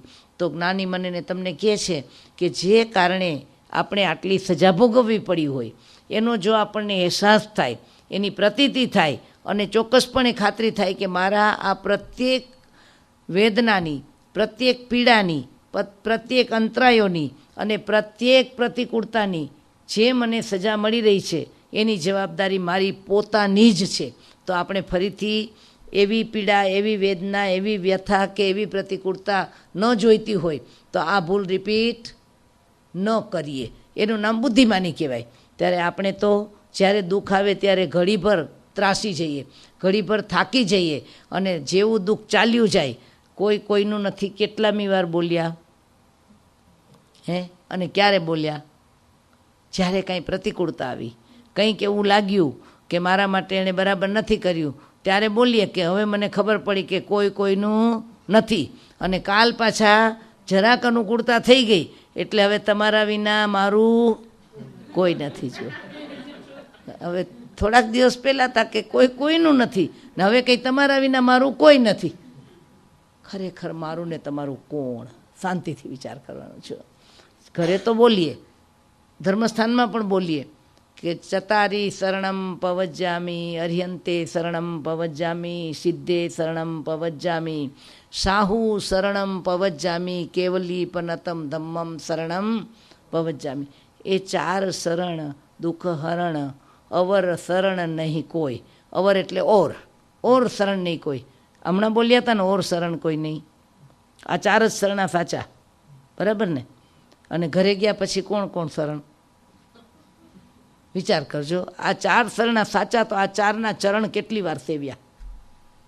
આ ચાર શરણા સાચા તો એ ચાર શરણાનો આધાર મનમાં કેટલી વાર રાખ્યો? આ શરણા તો માત્ર દુઃખ આવે ત્યારે જ કામના, બરાબર ને? જ્યારે દુઃખ આવે, ભાંગી પડીએ, હારી જઈએ, થાકી જઈએ, ત્યારે હવે પ્રભુ હું તારો ને તું મારો, બરાબર ને? અને ઘરે જઈએ પછી બાબો મારો ને હું એનો. પછી કેમ કાલ નહોતા આવ્યા? તો મહારાજી બાબુ ઘણો નાનો છે. બાબાએ આપણને રોક્યા કે આપણે રોકાણા? હે, આપણને બાંધી શકે બાબો? હે, એની તાકાત છે 2 વર્ષના દીકરાની કે આપણને પકડીને બેસાડી દે? જ્ઞાની કહે છે જીવનને આપણે ડબલ વેલ્યુ આપી છે.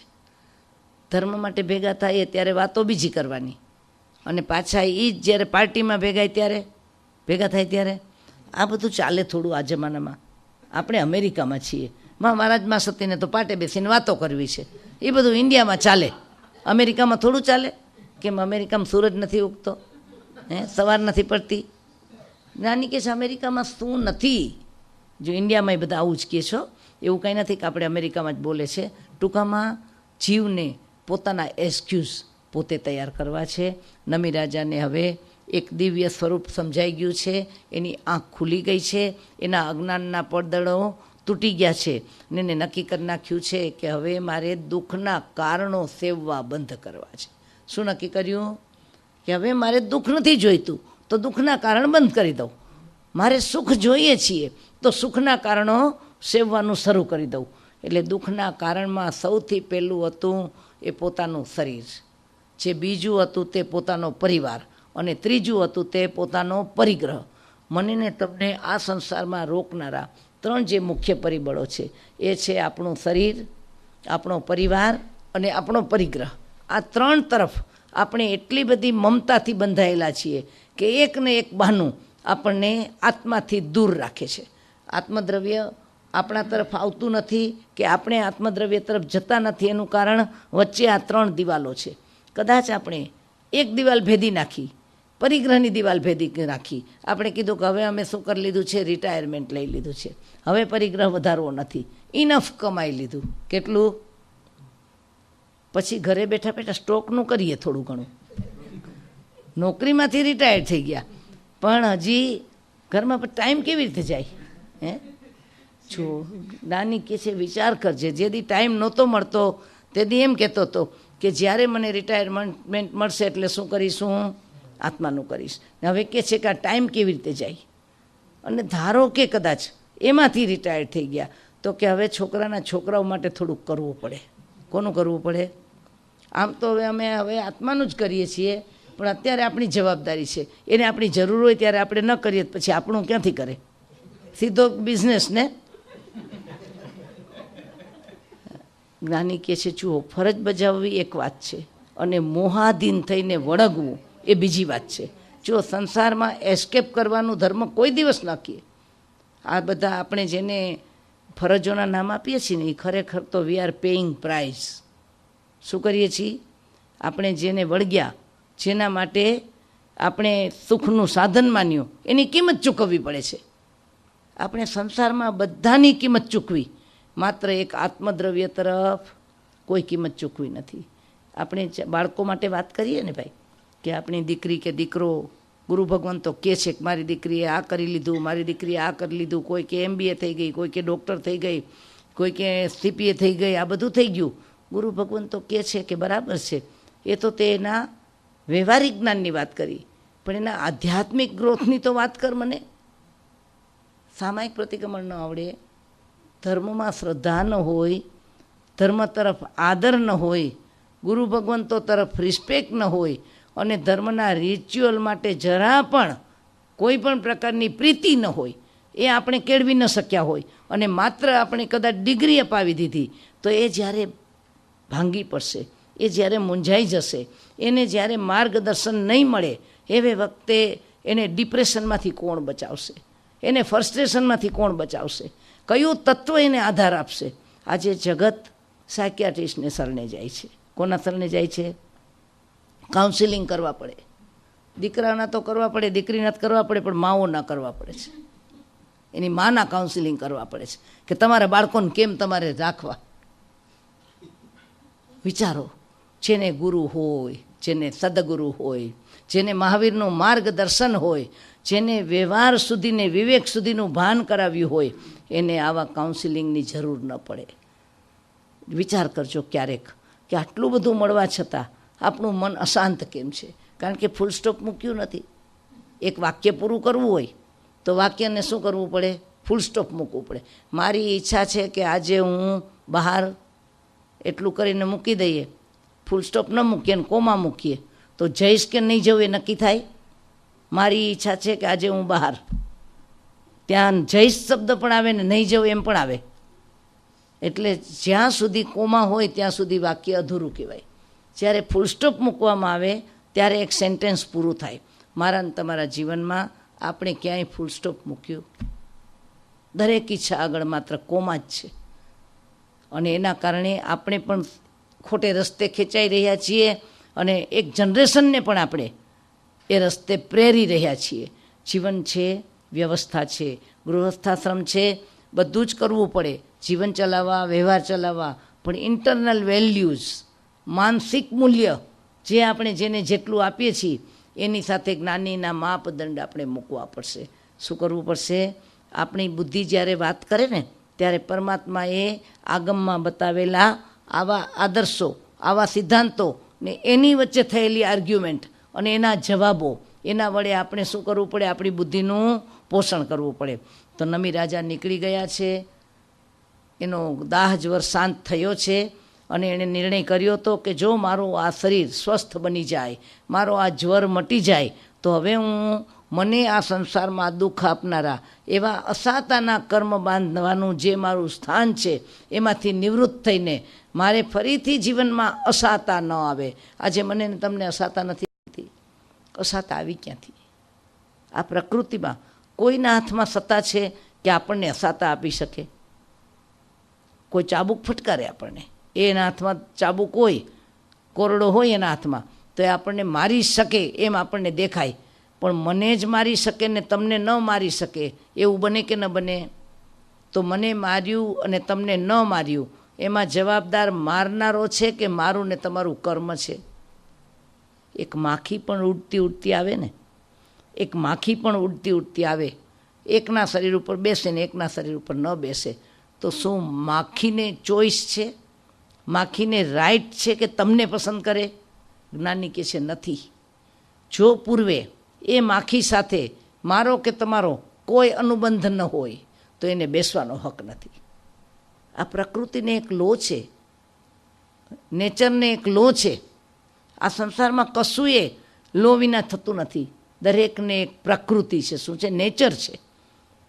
અગ્નિને કોઈએ કહેવું પડે કે આને દજાડ, આગમાં હાથ નાખો, પછી એનો કોઈ માલિક જોઈએ, એનો કોઈ મેનેજર જોઈએ, એનો કોઈ કંડક્ટર જોઈએ કે આને તું દજાડ કે આને ન દજાડ? આ કોના કહેવાથી દજાડે છે?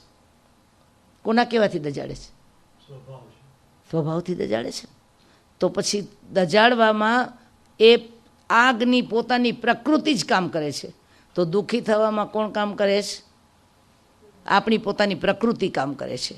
અને મારે ને તમારે પૂર્વનો એવો અનુબંધ હોય તો જ એ આપણા માટે નિમિત્ત બને છે. કારણ તો છે જ નહીં, બને તોય શું બને? નિમિત્ત બને.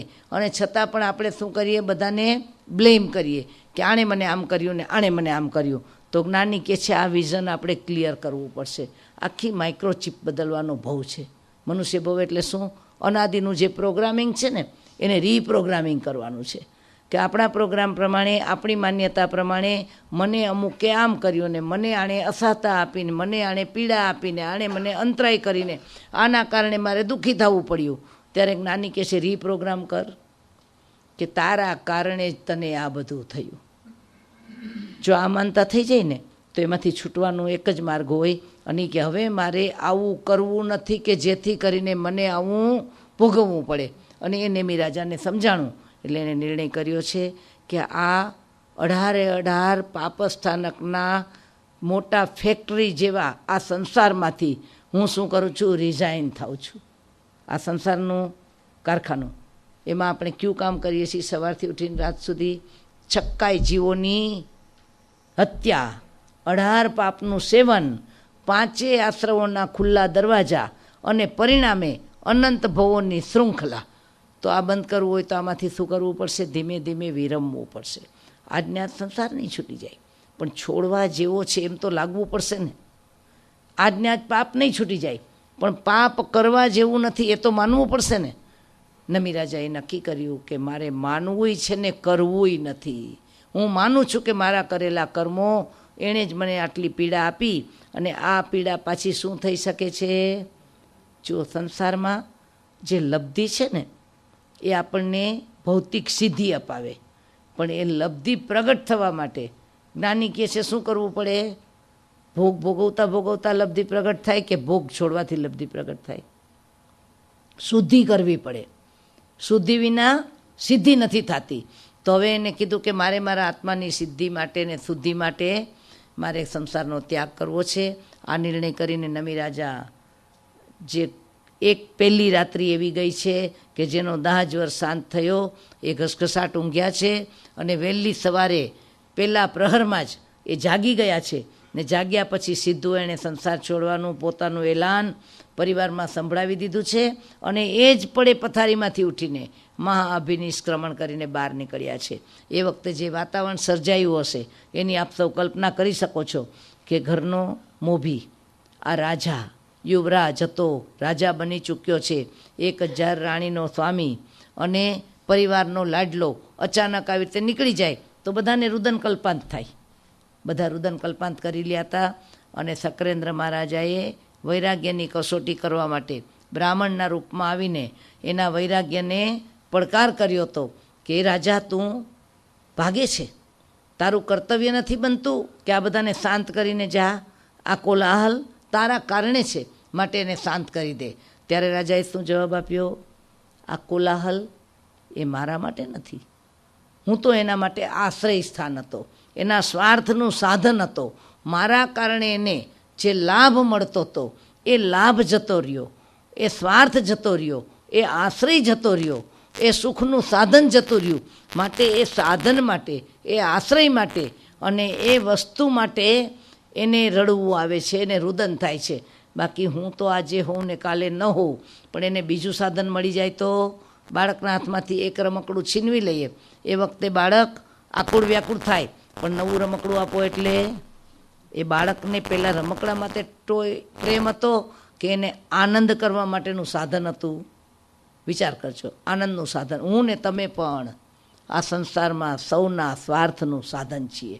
ને આપણા માટે પણ આ બધા કોણ છે?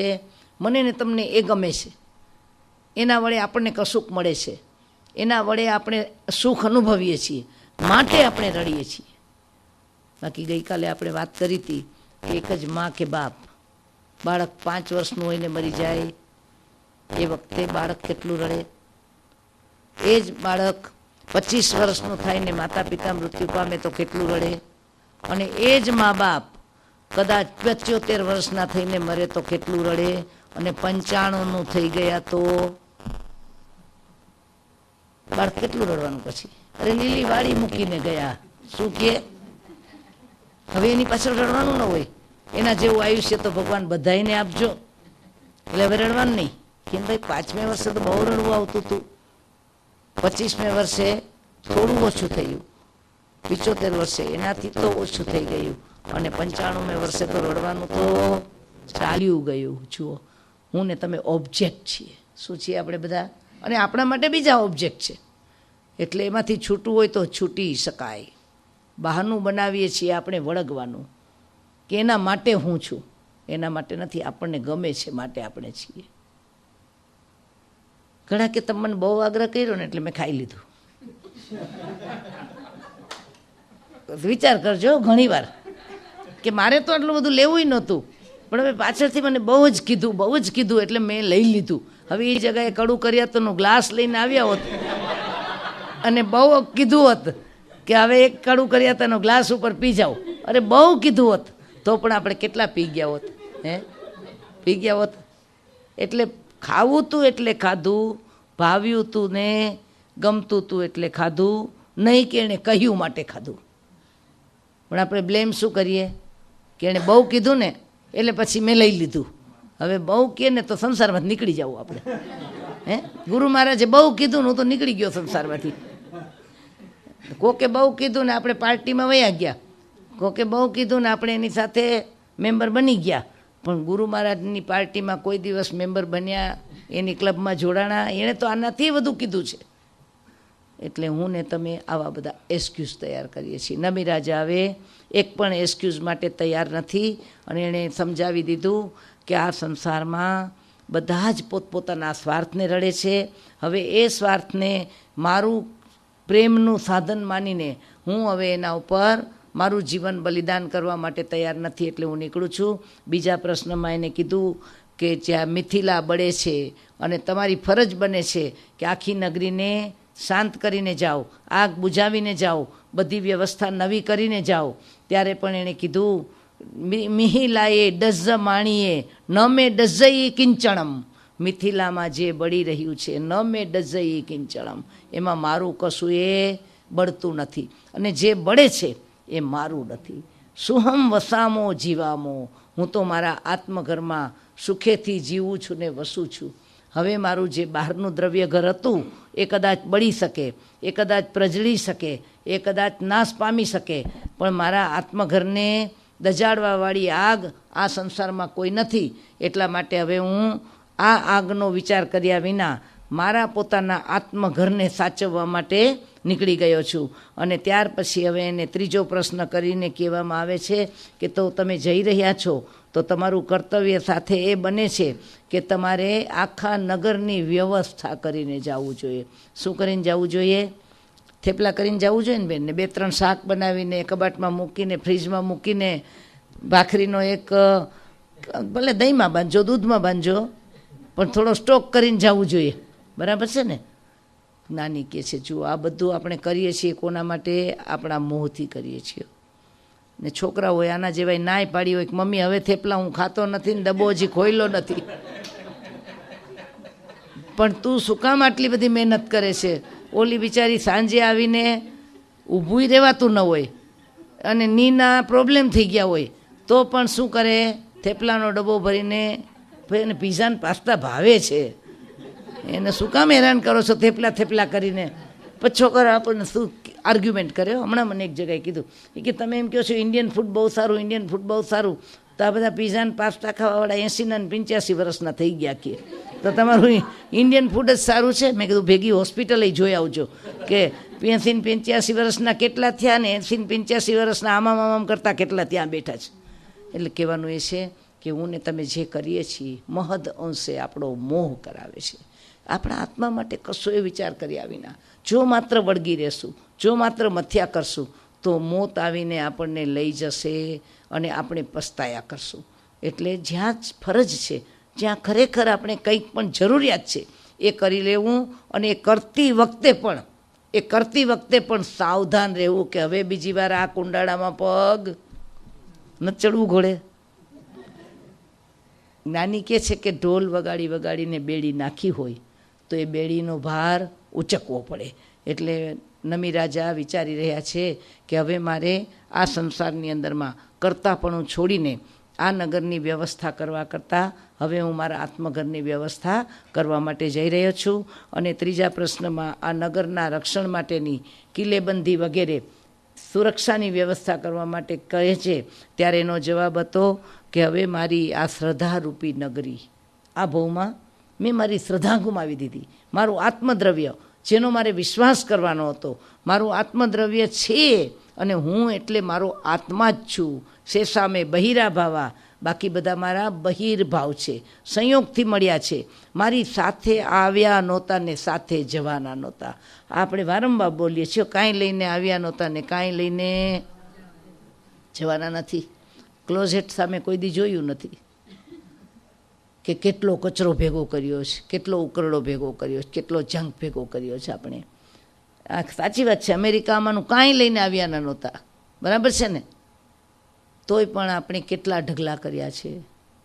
ત્યારે જ્ઞાની મને તમને કહે છે કે હવે મારી આ શ્રદ્ધારૂપી જે આત્માની દિવાલ છે એને એકને મજબૂત કરું અને એના માટે થઈને બાહ્ય વસ્તુઓની મને કોઈ જરૂર પડવાની નથી. આ મારું શ્રદ્ધારૂપી નગર છે, એની આસપાસમાં હું સંવરરૂપી એટલે શું કરીશ? હવે મારી ઈચ્છાને લગામ દેવા માટે હું સંવર કરીશ, સંયમ કરીશ, કંટ્રોલ કરીશ મારી જાતને કે મારી શ્રદ્ધાનું નગર લૂંટાઈ ન જાય. એટલે સંવર અને તપરૂપી એના દરવાજાને લોક કરાવી લઈશ અને મન ગુપ્તી, વચન ગુપ્તી ને કાયા ગુપ્તીથી આ કર્મરૂપી શત્રુનો સામનો કરીશ. મારો આત્મા એ હંમેશા દુર્જય છે. આજ સુધી મારે માટે જીતવો મુશ્કેલ હતો, પણ હવે મારા માટે શું બની ગયો છે? હું એને જીતી શકું એટલી મારામાં આત્મવીર્યનું પ્રાગટ્ય થઈ ચૂક્યું છે. એટલે જગતને જીતવાને બદલે મારા મન વચન કાયાના યોગ વડે મારા દુર્જય એવા આત્માનો જઈ કરીને મારા શ્રદ્ધારૂપી નગરની સુરક્ષા કરીશ, એ સિવાય હવે મારે બીજું કશું કામ કરવું નથી. અને ત્યાર પછી હવે એને ચોથો પ્રશ્ન, શક્રેન્દ્ર મહારાજા જે બ્રાહ્મણના રૂપમાં આવ્યા છે એ ઇન્દ્ર એને પૂછી રહ્યા છે અને કહે છે કે બીજું તો કશું નહીં, પણ હવે આ બિચારા મિથિલા બળી જવાથી ઘર વિહોણા થઈ ગયા. તમે નગરના કોટ અને કિલ્લાઓ, બહારની સુરક્ષા માટેની બધી વ્યવસ્થા ન કરો તો કમસે કમ આ લોકો માટે થોડા ઘર તો બનાવીને જાઓ. નિસહાય થઈ ગયેલી તમારી પ્રજા, એના માટે બધું પ્રોવાઈડ કરવું એ તમારા કર્તવ્યમાં આવે છે. હવે વિચાર કરજો કે હું ને તમે જગત માટે કેટલું કરી શકીએ. આ સંસારમાં કોઈને કશું આપીએ તો પણ જો એના ભાગ્યમાં ન હોય તો એ વસ્તુ રહેતી નથી. આજે એવું બને જ કે નથી બનતું કે એકના એક માણસને ઊભો કરવા માટે 10 વખત મદદ કરી હોય, પણ એના ભાગ્યમાં અને એની કમી પુણ્યની એવી હોય કે એ કાર્ય એ ક્યારેય સિદ્ધ ન કરી શકે. એટલે હવે પરદ્રવ્યમાં જ્યાં મારી સત્તા કશીએ નથી, એમાં હું આ મારો જિંદગીનો કિંમતી સમય, અને એ સમય પણ કેટલો છે એની મને કે તમને ખબર નથી. આપણી પાસે બહુ જ લિમિટેડ ટાઈમ છે. મૃત્યુ નક્કી છે અને મૃત્યુ સમીપમાં છે. આપણે યાદ શું રાખવાનું જ બેન? ખાલી મૃત્યુને યાદ નથી રાખવું, પણ મૃત્યુ નિકટ છે, ગમે તે પડે આવી શકે એમ છે. બ્લેકઆઉટ થવાનો હોય, આપણને જાહેર થઈ ગયું હોય કે આજે રાત્રે બ્લેકઆઉટ છે ને કોઈ એક કેન્ડલ પણ જલાવવાની નથી, અને કેટલાક કાર્યો અનિવાર્ય છે કે જે આપણે કરી જ લેવાના છે. આવતીકાલે ટેક્સેશનનો લાસ્ટ ડે હોય, તમે પેપર તૈયાર ન કર્યા હોય અને કાલે સબમિટ ન થાય અને કેટલા બધા ગણા ટેક્સનો તમારે સામનો કરવો પડે અથવા પેનલ્ટી આવી જાય, આની ગેરંટી હોય, અને આજે બ્લેકઆઉટ થવાનો હોય રાતના, તો દિવસના તમે એ કાર્ય કરવા માંડો કે ન માંડો?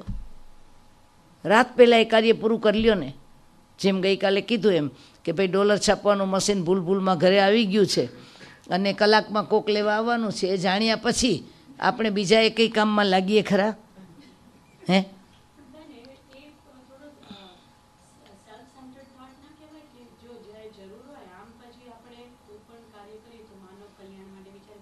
આવશે બેન, આગળ આવશે માનવ કલ્યાણના. જુઓ બેન, આપણે બધાએ માનવ કલ્યાણના નામે ધર્મ તત્વને તદ્દન દૂર કરી નાખ્યું છે. ધર્મ તત્વમાં માનવ કલ્યાણ સમાય ન જતું હોય? ધર્મ કરનારો જીવ માનવ કલ્યાણ ન કરે એવું બને ખરું? ન બને. એટલે કે જે ધર્મ છે ને એ ગંગોત્રી છે, રૂટ છે, એમાંથી જ આ બધા ઝરણાઓ વહેતા થયા છે. દયા, દાન, કરુણા, 9 પ્રકારના પુણ્ય એ શેમાંથી પ્રગટે છે? અન્નદાન, વસ્ત્રદાન, પાણીદાન, બધા દાનના પ્રકાર બતાવ્યા ને. પણ માઇન્ડ વેલ, સંસાર આખા જગતના તમામ ધર્મો પુણ્ય સુધી અવશ્ય પહોંચ્યા છે. બધા ધર્મમાં પુણ્યની વાત છે, પણ પુણ્ય વડે પ્રાપ્ત થાય તો શું થાય? શું થાય? સગવડ મળે બીજા જીવને, અને તમને ભવાંતરમાં એવી સગવડ મળે એટલી પૂંજી ભેગી થાય. એટલે કે આજે કોઈને ખવડાવ્યું, ભવાંતરમાં તમારે ભૂખ્યા ન રહેવું પડે. આજે કોઈને વસ્ત્રદાન કર્યું, ભવાંતરમાં આપણને અનેક પ્રકારની સાધન સામગ્રી મળી જાય. પણ એ ભોગવતા જ્યારે આપણો અંત આવે ત્યારે આપણી સદગતિ થાય એની કોઈ ગેરંટી છે? સદગતિ એટલે મોક્ષ કહું છું, કદાચ દેવગતિ મળી જાય. અને હજુ પણ કહું છું બેન કે આ મનની અંદરમાં આપણે ત્યાં જ્યારે ક્રિશ્ચિયાનિટીનો પ્રભાવ આવ્યો ને બેન, ત્યારે હ્યુમિનિટીની વાત આવી. શેની વાત આવી? હ્યુમિનિટીની. જુઓ, આપણે હજી થોડા ભ્રમમાં છીએ. કેટલાક લોકો એમ કહે છે પ્રિન્સિપલી બધા ધર્મો અહિંસા, સત્ય, અચૌર્ય, બ્રહ્મચર્ય અને અપરિગ્રહ બધાને સ્વીકારે છે. બધા સ્વીકારે છે. Are you believe? તો તમે તરત જ કહેશો હા. હવે હું તમને પૂછું, નોન વાયોલન્સ એટલે શું? અહિંસા. Is Christianity, is Islam believe in non violence? માને છે, બટ હાઉ ફાર? માત્ર મુસ્લિમને મારે તો હિંસા કહેવાય. એને વાયોલન્સ ક્યારે કહેવાય ખબર છે? કોઈ મુસલમાનને મારી નાખે તો. પણ મુસ્લિમ નોન મુસ્લિમને મારે તો એ ધર્મ કહેવાય. શું કહેવાય? એ સેવા કહેવાય, એ રિલિજિયસ કહેવાય. એ માણસ રિલિજિયસ કહેવાય કે એ તો ધાર્મિક છે. વિચાર કરો. જ્યારે ક્રિશ્ચિયાનિટી માનવતામાં માને, શેમાં માને? માનવને મારો તો પાપ, એને ભૂખ્યો રાખો તો પાપ, એને તરસ્યો રાખો તો પાપ. It's a wrong. પણ માનવને પેટ ભરવા માટે બીજા બધાને મારી નાખો તો ધર્મ કહેવાય. Is it non violence? આખી પ્રાણી સૃષ્ટિને કદાચ ખતમ કરવી પડે માણસને ખાવા માટે, તો કે તો આપણા માટે બન્યા છે. આ ભગવાને આ બધું કોના માટે બનાવ્યું છે? એક માણસને મીટ ખાવા માટે એક મેડ કાઉનો રોગ આવી ગયો, અને એ વખતે માણસને એનો રોગ ન લાગી જાય એટલા માટે કરોડો ગાયોને જીવતા રહેસી નાખવામાં એના ધર્મએ ક્યાંય વાયોલન્સ ન કીધું. શરીરને એક સારું લોશન આપવા માટે એક પ્રાણી ઉપર એની ચામડી છીલીને એને જકડીને બાંધીને ટ્રેપમાં મૂકીને એના ઉપર અત્યાચારો કરવામાં ક્યાંય વાયોલન્સ નથી દેખાતો. આપણી આંખમાં શેમ્પૂ જાય અને આપણી આંખને હાનિ ન કરે એટલા માટે મંકીઓને આંધળા બને ત્યાં સુધી એના આંખમાં શેમ્પૂ નાખીને આપણને સેફ કરે. આટલું નાખશો તો આંધળા થઈ જશો, પણ આનાથી ઓછું થાય ત્યાં સુધી વાંધો નથી, એને ક્યાંય પાપ નથી લાગતો. અને એનાથી આગળ વધીએ, આપણી વૈદિક પરંપરા ગાયને મારવામાં મહાપાપ માને. એટલે ગૌવધ બંધી ઇન્ડિયન ગવર્મેન્ટ પણ પ્રિન્સિપલી સ્વીકારે, પણ ગાય સિવાયના એક પણ કતલખાનામાં એ આપણને સાથ ન આપે. બાકીના બધા પ્રાણીને મારી શકાય, કારણ કે ગાય માતા છે, એને ન મરાય તો એ હિંસા છે. ગાયને મારવી હિંસા, અને બકરીને મારવી એમાં હિંસા નથી. તો તમે કયા મૂલ્ય ઉપર જીવન અર્પણ કરશો, કઈ વેલ્યુને સ્ટાન્ડર્ડ ગણશો? ત્યારે મહાવીર મને તમને કહે, તું એક પુષ્પની પાંખડી જ્યાં દુભાય મહાવરીની ત્યાં નહીં આજ્ઞાય. તું વેજીટેબલ પણ ખાશો, તારા જીવન જીવવા માટે ખાશો, પણ ઇટ્સ નોટ યોર રાઇટ. એ તારો અપરાધ છે, તારો ગુનો છે, તારે એની સજા તો ભોગવવી જ પડશે. You want to it, you it. પણ આ પણ પાપ છે. તને જીવવાનો હક મળ્યો તો વનસ્પતિને હક નથી મળ્યો? Each and every live Bing એને પણ આપણા જેટલો જ જીવવાનો હક છે. આ પ્રિન્સિપલી કોણે સ્વીકાર્યું? તો જો માનવતાની વાતો કરવા રહેશું ને બેન, તો આપણે પુણ્યથી અટકી જશું. અને મહાવીરનો માર્ગ સાતાનો નહીં, સુખનો માર્ગ છે. પુણ્ય વડે સાતા મળે અને ધર્મ વડે સુખ મળે. અને સુખ એટલે આત્માનું સ્વરૂપ. આપણે સૂક્ષ્મતા સુધી પહોંચવું જ પડશે. આજ સુધી અનંતકાળમાં અનંત વખત શુભ તો કર્યું છે, એટલે તો 9 ગ્રહવેગ સુધી જઈ આવ્યા, અસંખ્યાતિ વાર દેવલોકમાં જઈ આવ્યા, પણ અંત ન આવ્યો દુઃખનો, ભવનો અંત ન આવ્યો. એટલે ભવનો અંત કરવા માટે માનવતાથી આગળ વધવું પડશે, હ્યુમેનિટીથી આગળ વધવું પડશે. જૈન દર્શન જીવોમાં માને છે, માનવમાં નથી માનતો. ક્રિશ્ચિયન માનવમાં માને, ઇસ્લામ સુધી માને, વૈદિક ગાય સુધી માને, જ્યારે મહાવીર જીવ માત્રમાં માને છે. એટલે આ ભાવમાં જો વિઝન ક્લિયર નહીં કરીએ, આ નમી રાજાને કહેશે કે તમે દાન પુણ્યાદિ કરો, યજ્ઞ યાગ કરો, પછી માનવજાતની શાંતિ કરીને જાઓ, અને એનો જવાબ પણ આપશે 10 પ્રશ્નોમાં. એ પ્રશ્ન જ આવે છે કે જે આપણને સમજાવશે, જો શાંતિથી વિચારો કે જીવને સૌથી વધુ પ્રિય શું છે. આ દ્રષ્ટાંત હું આપણે ત્યાં તમને કદાચ 2-4 વખત આપી ગઈ છું, પણ બહુ એપ્રોપ્રિએટ છે. આમાં દ્રષ્ટાંતમાં આવશે, પણ આપણી પાસે હવે દિવસ એક જ છે, એટલે આજના આમાં સમાવી લઉં છું કે દરેક જીવને કઈ રીતે અને સૌથી વધુ પ્રિય શું છે, એની આપણે પહેલાં સંશોધનની રીતે ચકાસણી કરવી પડશે. કે એક રાજાના રાજ્યમાં એક વખત એવું બન્યું કે એક પરદેશીને ફાંસીની સજા કરવામાં આવી. એ માણસ ગુનેગાર નહોતો, પણ એ did like wrong like anything. એણે એવું ખોટું કામ કરી નાખ્યું કે જેમ આપણે કોઈના પ્રોહિબિટેડ એરિયામાં ઘૂસી જઈએ, અને એ પ્રોહિબિટેડ એટલા માટે હોય કે ત્યાં મિલિટરી કેમ્પ હોય કે કશું ગવર્મેન્ટનું સિક્રેટ હોય, તો આપણે એમાં કોણ ગણાઈ જઈએ? જાસૂસ ગણાય, સ્પાય ગણાઈ જઈએ. અને આપણને કદાચ મરણાંતિક સજા પણ થઈ શકે. એવી રીતે એક માણસને સજા થઈ ગઈ અને પેલો માણસ માફી માગવા માટે તરસે છે.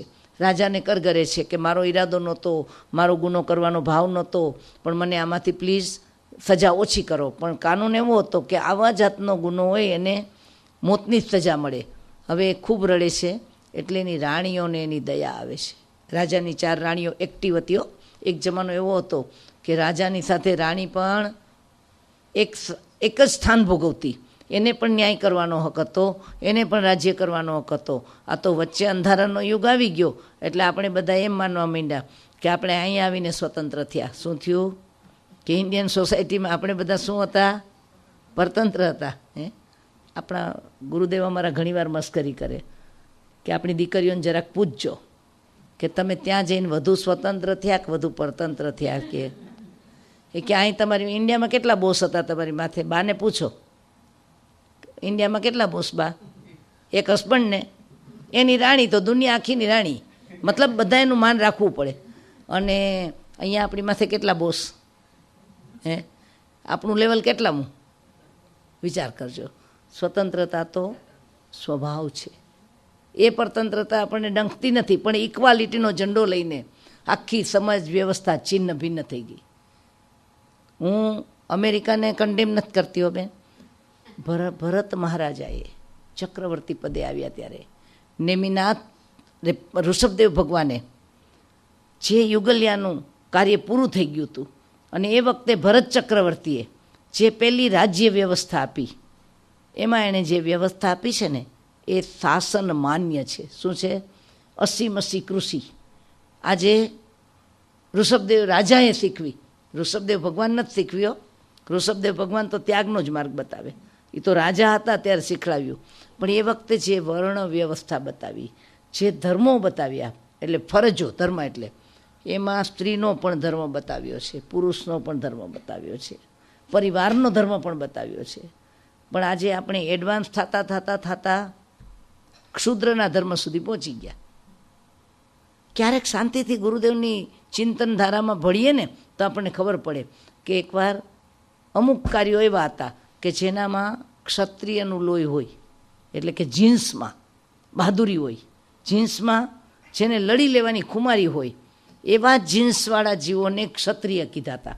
એ ક્ષત્રિય હતા માટે લડતા હતા એમ નહીં, એનામાં લડાયકપણું, માથું આપી દેવાની તાકાત, નગરની કે શહેરની કે પ્રજાની રક્ષા માટે મરી ખૂટવાની હિંમત જેના લોહીમાં જીન્સમાં આવી હતી ને, એને વંશ પરંપરાગત રીતે રાજ્યનો માલિક બનાવવામાં આવતો, કારણ કે એને કાર્ય કરવાનું હતું. જેની પાસે એક એવી તત્વની દ્રષ્ટિ હતી જે ધર્મ તત્વને પામીને ઘરે ઘરે ધર્મની વાત પહોંચાડે, એને ભિક્ષુ બ્રાહ્મણ બનાવ્યા. ભીખુ કુળ એટલે બ્રાહ્મણ, જે ભૂ એટલે જમીન અને ઈક્ષ એટલે જોવું, જે ધરતીને આખી જોઈ શકે, જે ઘરે ઘરમાં જાય અને એને માત્ર ત્યાં જઈને આજે પાંચમ છે, આજે શું કરવાનું છે, એટલે એની જાતિ, એનો ગ્રહ, એના નક્ષત્રો, એ બધું જેની જાણકારીનો વિષય હતો. ને એનું પોષણ કોણ કરે? તો કે દરેક યજમાન વોલેન્ટરીલી એને દાન આપીને એની જીવન વ્યવસ્થા ચલાવતા, એને બ્રાહ્મણ કહ્યા. અને ત્યાર પછી આવ્યા આપણા જેવા બુદ્ધિશાળીઓ કે જે મગજમારી કરીને પણ શું કરી શકે? પૈસો પેદા કરી શકે. એની પાસે એવી તીક્ષ્ણ બુદ્ધિ અને વહીવટ કુશળતા અને કોઈ પણ પ્રકારે કામ કાઢી લેવાની, એટલે એક્સપ્લોટ કરવાની ને. આજકાલ તો શીખડાવે, કંપની શું શીખડાવે આપણને? ઓછામાં ઓછું આપીને વધુમાં વધુ કેમ લેવાય, કસ્ટમરના ખિસ્સા કેમ ખાલી કરાય. આપણા માટે આ એડવર્ટાઇઝ એવી આવી હોય કે આ કંપની જાણે આપણા માટે જ કામ કરે છે, પણ કંપનીનો લાભ હોય કે આપણો લાભ હોય એમાં આ એક પણ એડવર્ટાઇઝમાં પછી લખે નો હિડન ટેક્સીસ, એટલે બીજે બધા હિડન ટેક્સીસ છે એમ થયું ને. પ્લેનની ટિકિટ, એની અંદર સીટ જોઈએ તો આટલા ભરો, કઈ સીટ જોઈ છે એટલું નક્કી કરો તો એક્સ્ટ્રા ચાર્જ આટલો, બેગ ચેક ઇન કરાવો તો આટલો, આ બધું કરી દીધું અંદર. અને હવે તો સેન્ડવિચ જોતી હોય ને કોફી બી જોતી હોય તો કેટલા અબજ બનાવી લીધા ને. આપણે કંઈ આપણને પ્લેનમાં બધી સગવડ આપે છે. આપણા સગવડ માટે એણે આ સ્કીમ મૂકી કે એને કમાવા માટે મૂકી? વિચાર કરજો. એટલે આને બુદ્ધિશાળી વાણિયાઓ બનાવ્યા કે જે બુદ્ધિથી કામ લે. એટલે એનામાં કુને હતી ખરેખર કે વધુમાં વધુ કેમ અર્ન કરી શકાય. ચીટિંગની વાત નહોતી, પણ કે બુદ્ધિ વડે જે જીવી શકે એ બૌદ્ધિકોને વાણિજ્ય સોંપ્યું, વ્યાપાર સોંપ્યો દેશ પરદેશ સાથે. અને જેનામાં આ વીર્ય, શૌર્ય, હિંમત, બળ નહોતું, જેનામાં જ્ઞાન, ધ્યાન, ભક્તિ નહોતી, અને જેનામાં બુદ્ધિની કુશળતા નહોતી, અને માત્ર ચિંધ્યું કામ કરી શકે, ફિઝિકલ વર્ક કરી શકે, એને ક્ષુદ્ર કહ્યા. શું કહ્યા? એને ક્ષુદ્ર કહ્યા. 4 વર્ણ બતાવ્યા ને, તો ક્ષુદ્રો તરફ નફરત નહોતી, બીજા તરફ કાંઈ આદર નહોતો, પણ it was situation, it was tendency. એટલે આપણે ત્યાં 4 વર્ણ સ્થાપ્યા. પણ હવે આપણે વિચાર કરો કે આ 4 વર્ણમાં જેના ભાગે જે કામ આવ્યું હતું એ બધા કામ છોડીને આપણે કયા કામમાં પહોંચી ગયા? ક્ષુદ્રો કયું કામ કરતા? ઝાડુ કાઢવાનું, ટોયલેટ સાફ કરવાનું, વાસણ માંજવાનું. જો કામ એ કંઈ હલકું નથી હો, પણ એની પાસે બ્રેઇન વર્ક થઈ શકે એવી સિચ્યુએશન નહોતી, તો એ લોકો ફિઝિકલ વર્ક કરતા. ને એ કામ પણ એટલું જ હતું, પણ એ કામ ક્ષુદ્રો કરતા. પતિ પત્ની બંને કામ કરવા જાય.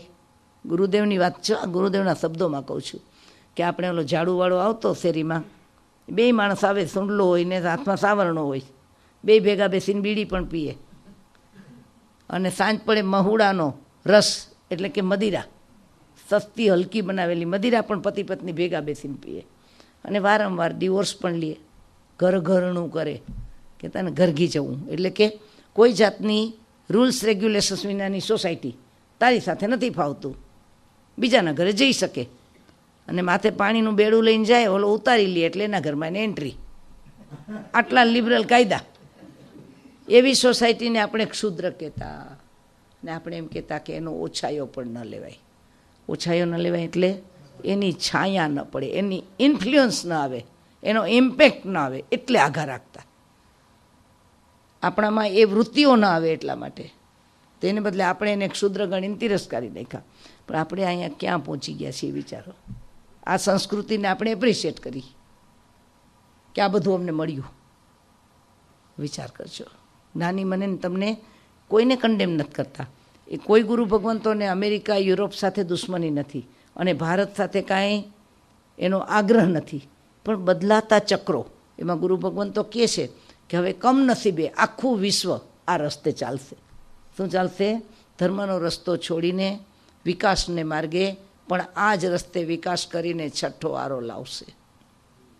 એટલે જીવનને આપણે તો, હું ને તમે સ્પેશિયલ છીએ, આપણે જૈન કુળમાં જન્મ્યા છીએ. We should have a that vision. કરાય કે ન કરાય, થાય કે ન થાય, આવડે કે ના આવડે, પણ એકવાર જાણવું તો પડશે ને કે મહાવીરનું વિઝન શું હતું, મહાવીરનું દર્શન શું હતું. જગત આખું જેનાથી ઇમ્પ્રેસ થાય છે, એ દર્શન કરવા માટે આપણી પાસે સમય નથી. કલ્પના તો કરો, એન્સાઇક્લોપીડિયા ઓફ બ્રિટાનિકા ખોલી હશે, કદાચ ઘરમાં વસાવી પણ હશે, વર્લ્ડ બુકના સેટ ઘરમાં રાખ્યા હશે. આગમનું દર્શન કર્યું? હે, આગમ ગ્રંથો જોયા? શા માટે આપણે નથી જોતા? આખા વર્લ્ડનું જેની અંદરમાં વિજ્ઞાન આપ્યું છે, આખા લોકનું જેની અંદરમાં વિજ્ઞાન આપ્યું છે, જીવથી માંડીને જગત સુધીની તમામ વ્યવસ્થાઓ જેણે આપી છે, એના વિશે મને તમને ખબર કેટલી છે? અને આપણા સ્ટાન્ડર્ડ પછી કેવા રહીએ બેન? કાનમાં પડેલા શબ્દો, આપણી મર્યાદાનું સાહિત્ય, ને આપણે 4-6 ચોપડીનો જે અભ્યાસ કર્યો એટલું આપણું વાંચન, એમાં આપણને શું ખબર પડવાની? તો જ્ઞાની મને તમને કહે છે, બચી ખૂચી જિંદગીમાં જેટલો સમય બચ્યો છે એમાં પરમાત્માની વાણીનો આદર શીખીએ. આ કથા કહેવાનો મારો આશય આ વાર્તા નથી, આખું મહાવીરનું વિઝન છે કે જે મને તમને હર પડે ચેલેન્જ આવશે, જીવનમાં આવા પ્રલોભન આવશે, આટલું કરી લઉં પછી આ કરીશ, આટલું કરી લઉં પછી આ કરીશ, આટલું તો મારી ફરજમાં આવે છે, આટલું તો મારે કરવું જ જોઈએ, આવી મૂંઝવણો આવશે, ત્યારે આપણે માઇક્રો નમીને આપણા રીપ્રોગ્રામમાં ફિટ કરી દેવાનો છે. કોને કરી દેવાનો છે? આ નમીને આપણી માઇક્રોચિપમાં ફિટ કરી દેવાનો છે કે હર વખતે એનો પ્રોગ્રામ આપણે કાઢીએ બહાર, ને એમાં જોઈએ કે એણે શું આન્સર આપ્યો હતો. આ આન્સર મહાવીરનો આન્સર છે, ભલે નમીના મુખમાં મૂક્યો, પણ સમાધાન કોણે આપ્યું છે? મહાવીરે આપ્યું છે. તો મારા અને તમારા જીવનમાં પણ આ નમી જાગતો થાય તો આપણે આજ સુધીની જે ગલતફહેમીઓ, જે આપણા પોતાના વિઝન્સની લિમિટેશન્સ સાથેની જે મર્યાદાઓ છે એમાંથી બહાર આવીને આપણા આત્માનું કલ્યાણ કરી શકશું. આ પરમાત્માની વાણી છે. આગળ આપણે આપણા આના પછીના સ્વાધ્યાયમાં વાત કરશું. એને સમજતા કે સમજાવતા જ્ઞાનીના જ્ઞાનથી ઓછું અધિક કે વિપરીત કંઈ પણ કહેવાયું હોય તો અર્યંત અનંત સિદ્ધ કેવડી ભગવંત ગુરુદેવો આત્માની સાક્ષીએ, આપ સૌની સાક્ષીએ તસ્મિચ્છામિ દુક્કડમ. સર્વમંગલમાંગલ્યમ સર્વકલ્યાણકારણમ પ્રધાનમ સર્વધર્માણામ જૈનમ જયતિ શાસનમ. બોલો ભગવાન મહાવીર સ્વામી કી, જૈન શાસન દેવ કી, સદગુરુ દેવ કી જય. પ્રણામ. જય જિનેન્દ્ર.